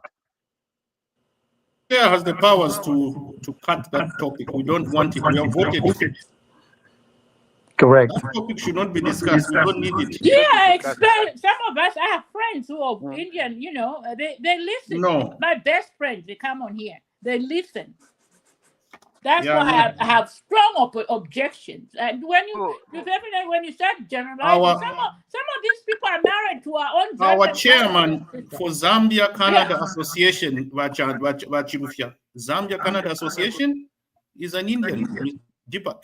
So the guy who is leading us in Canada is Indian.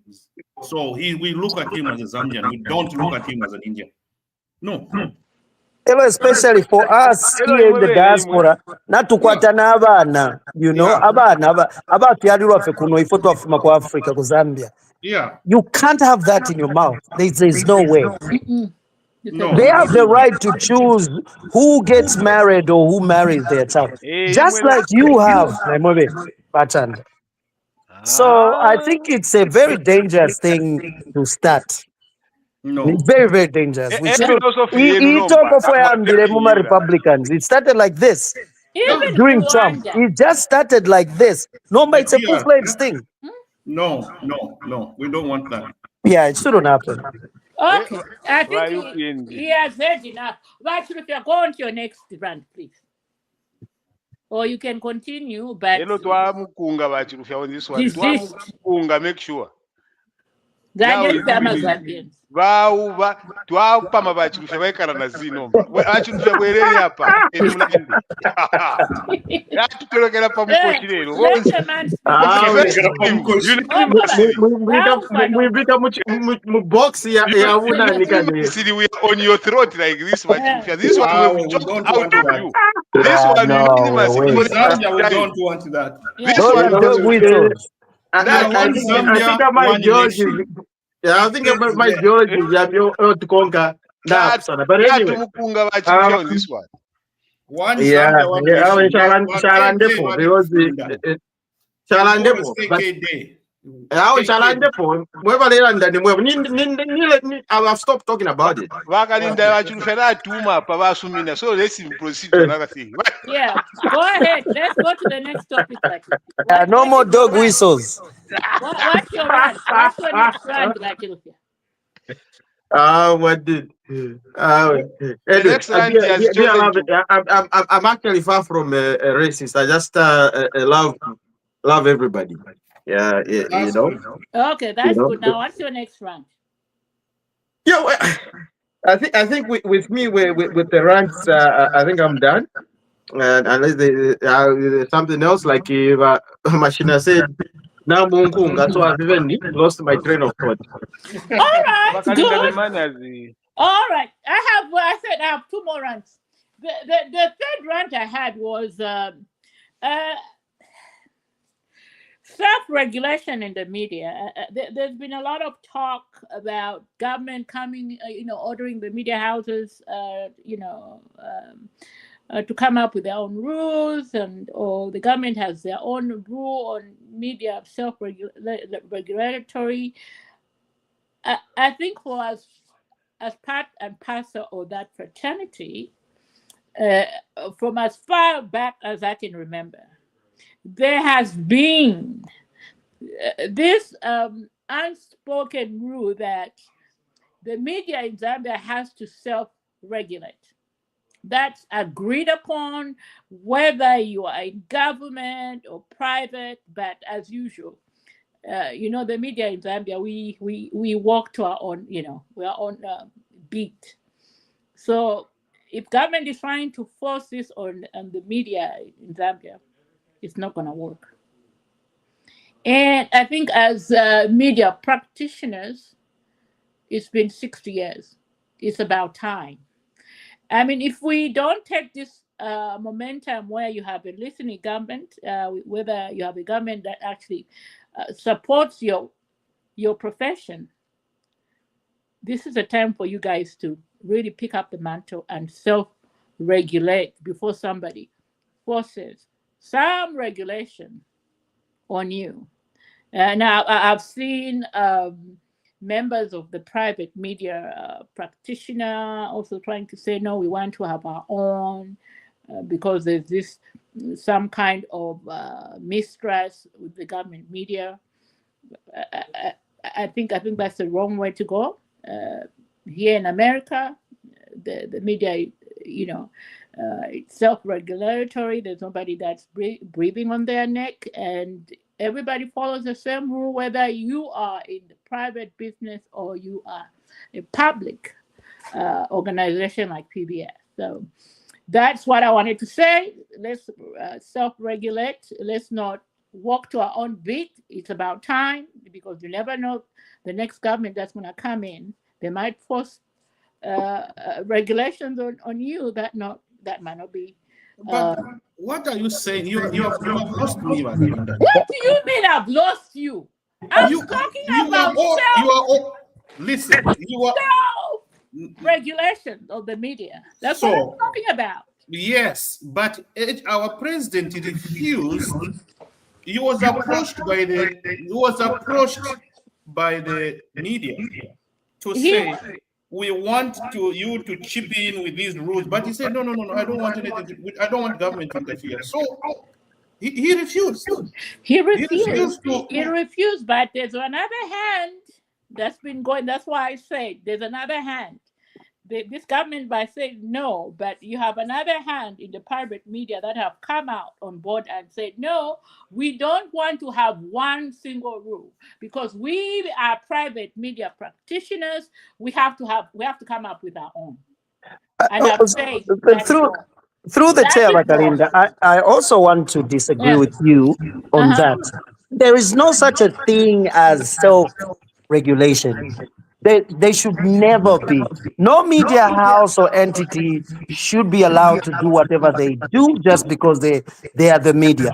I think there's a general rule out there: report the truth, don't incite violence. Fake news is a problem right now in Zambia. So the government can come in and regulate very softly to say, let's no, let me finish. Let me finish. The Allow me to moment you finish. do that is the Well, moment allow you me to become finish. violent. Allow me Go to ahead. finish. Go ahead. Vakarinda, allow me to finish. Go ahead. There is no such a thing. The media is not above the law. They should practice within the parameters. By this, when the government comes in and says, don't peddle lies and endanger and border on national security issues to endanger the citizenry, don't do that. They have the right. There has to be an adult in the room. Now, if you give the media all the rights, let them do whatever. Even here in the US, we know the Fox News issue. They were paying billions of dollars in fines, right? Why? Because they were peddling false information. So the media should also be answerable. There's no such a thing as let them regulate themselves. But this is not when we say this, it's not. Before you come in, I want to come in after Wakombe. Go ahead, Wakombe. Yeah, so we're not saying the government should tell the media what to do, but we are saying if into Chilam or the government can come in and say, no, we are not going to peddle on lies. Because when you do that and incite people, we can have a problem in the nation. So I believe, and the president, like Banani Bachelanda, the president came out forcefully and said he wasn't for the document that was circulating. He didn't want to, just censure the media. He said that. He's on record. And we have no issues with that. I think you guys Wakombe, I have a question for you. Maybe before you come in, I want to ask Wakombe one question. Wakombe, the government Yachilam, what should the media do? No, the media then should call out the government. And then the government, if the government is the one regulating the media, how is it going to do that? No. By regulating, I said they can ensure or make sure that things are done in order. They can do that. Listen, even the government is answerable. There's no absolute power, right? The government, we check the government. Equally, the media should do the same. Let me be honest with you about Zambia and regulation. If you are going to touch on the media, not to tell you what I know, it is going to bother. But I haven't said that. You are changing. I haven't said that. Did you listen to what I said? I want to give an example of what you said. What did I say? If I'm wrong, you correct me. Okay. You said that there is no absolute power. For instance, media, if it borders on inciting people from the media. Now, a media by themselves, they can't incite people. They'll only report what is there. They don't go ahead. And this is the difference that is there. If there's a group of people inciting people that Papa strike, what the media will do, will report that strike for this. It doesn't amount to them inciting. Bangala, there was a genocide in Rwanda. The media was involved and they made the situation worse. This is what we are saying. So such things should be called out. The same thing. The first thing they stamp on is the media. When a person starts playing around with the media, he is a dictator. This was my rant. We cannot allow that person to happen like that. This was my rant. Maybe you missed what I said. I didn't say the government comes in. Go ahead. This was my rant. I'm reclaiming my time. In Rwanda, it happened. Yeah. All I'm saying, media regulations involves us as a media practitioners saying, look, we are going to tell the truth, be honest. We are not going to force our opinions on anything. We are going to offer checks and balances to everybody, whether you're in government or out of government. Yes. That's what self-regulation I'm talking about. And these are simple standards that both the private media and the public should follow. Oh, now you have explained, because when you said self-regulation, you just ended there. Yeah, so that's what I'm talking about. maybe Okay. President Makes came in sense. and, there was a document that was out there. The president said no. The information minister says no. But then we had a group of private media personnel who came up and said, no, we want our own. What But is it that There's you no want such a as your thing. own There's no when such a thing. all media houses should just aspire to be but trustworthy? I can share something with the group here, Go for which ahead. I know would have happened. One of the things that we had started, which should have probably brought some kind of sanity, was the level of recognizing professional journalists through coming up with what was constituting You have the an wage. echo, Machanda. No, I don't. I'm not the one. Let me send this. Hello? Nimwevo. No, man, echo na finshi because all my Muletamba phone. TV. Are you watching TV or something? No, I am not. I can even put my camera on here. You see, Oh, I am yes, not let's watching see. What TV. are you I'm doing? here. Tumone number. Ndi Yeah, pano pansi pano nini yeah, zisa vya nemwine. Mbika pona camera so that mumo nati I am not doing anything like that. yeah. We So don't want to see your ugly face. yeah, I know it's okay. It's an ugly one. That's how. Ew. Why when I follow suit? So Yeah, no, that's better. yeah. So the question that was there was, let's have a minimum wage for the people working in the profession, because you see what used to happen was they started abusing the reporters. Umuntu ali mafia papa nga ka radio station, maybe the boys will go in the field, get information, not even pay them. So we said the best way that you are going to get these owners to get some credentials of the people that they are reporting is when they know that the journalists deserve a kind of decent wage, which must be able to speak to the professional standards that they have. But in terms of conduct, it must be regulated by themselves. You see, because the code of ethics must be designed by the practice and how you get trained. If you are choir document here, you about president, that document was fake, because there is no document that can find itself at the hands of the president without the minister of justice knowing, without the legal person from the state house knowing. How did that document even find itself with the president? I was having a conversation with Badani and he said, Badani, I find something that doesn't make sense here. How do people even allow a document that has not gone through cabinet to find itself with the president? Because a document like that to reach the president, it must have been Ministry of Information raising it through the government systems. It is tabled in cabinet, a draft is done. A legal officer, the legal advisor must be able to see that document. How did the president start speaking about it without all those procedures being done? I think that was not right. For me, it exposed the president. He shouldn't have even been commenting on it, because that document should have not even reached him. It breached a lot of government procedures that I know, and I hope that I'm happy that maybe he was careful not to actually engage himself in that. Can I contribute as well, please? Wasn't this supposed to be a rant? Okay, go ahead. You opened the Pandora's box. It's a very interesting subject. To me, what I think is what happened. Definitely, the government knows that there are some media houses. This is my personal view. The government knows that there are some media houses that are party aligned.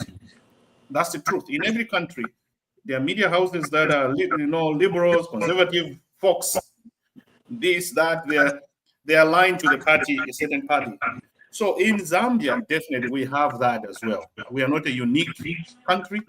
We will have media houses that are aligned to UPND, media houses that are aligned to PF, and it's normal. Okay?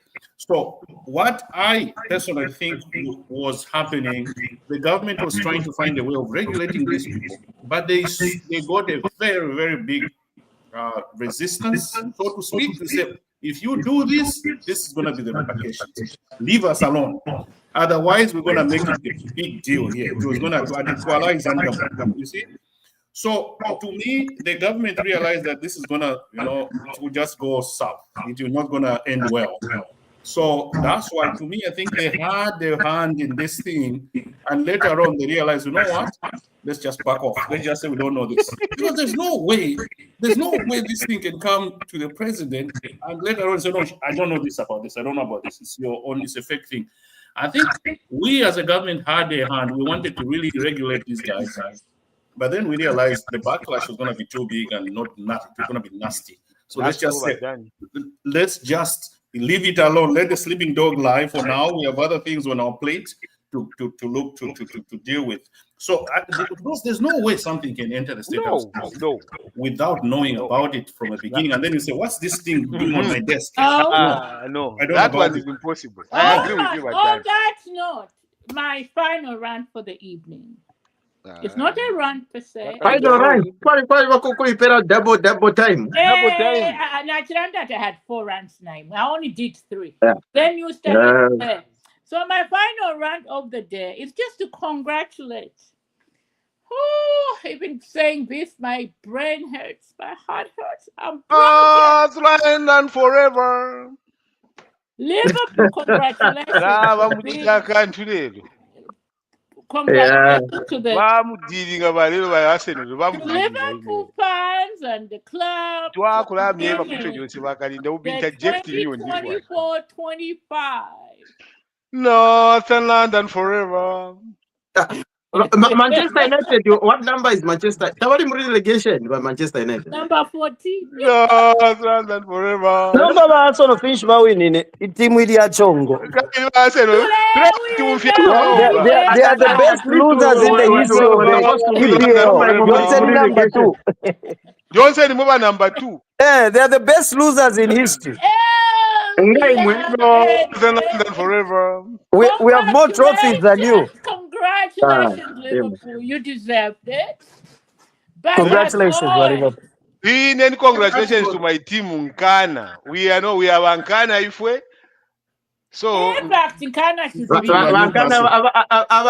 on all stadium. Like a 5-year ban. Deserves a ban. Is that the first time? That is not acceptable. Nkana, not what is apologizing for Nkana. It's not enough. You need 5 years. Supporters. So, stadium. They were selling the seats on the market. That's being unruly. That's being unruly. We the seats were on the street. They were selling them.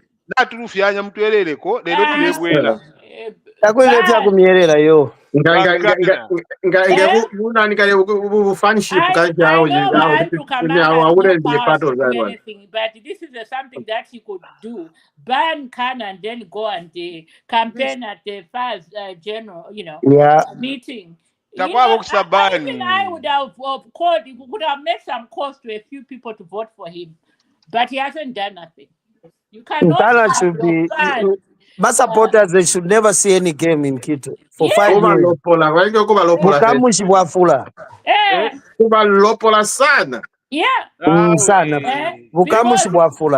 Next time, put it back out now. Let's we were and they go to the seats and they started selling them per market. Imagine that. Imagine that's ridiculous. That is ridiculous. They were selling them on the market. Ridiculous. Where is the law when you need it? We are not the first ones, but you see, globally, if you feel like where can you state where? Not globally. No. Even Arsenal Manchester. You know that in Germany, the fans vandalized the stadium. In Poland, the fans did that. In America, also Colombia. In 18 Jan. Even my latest news, with my monopoly. We want to set you as examples so that we should not accept that. Apologize.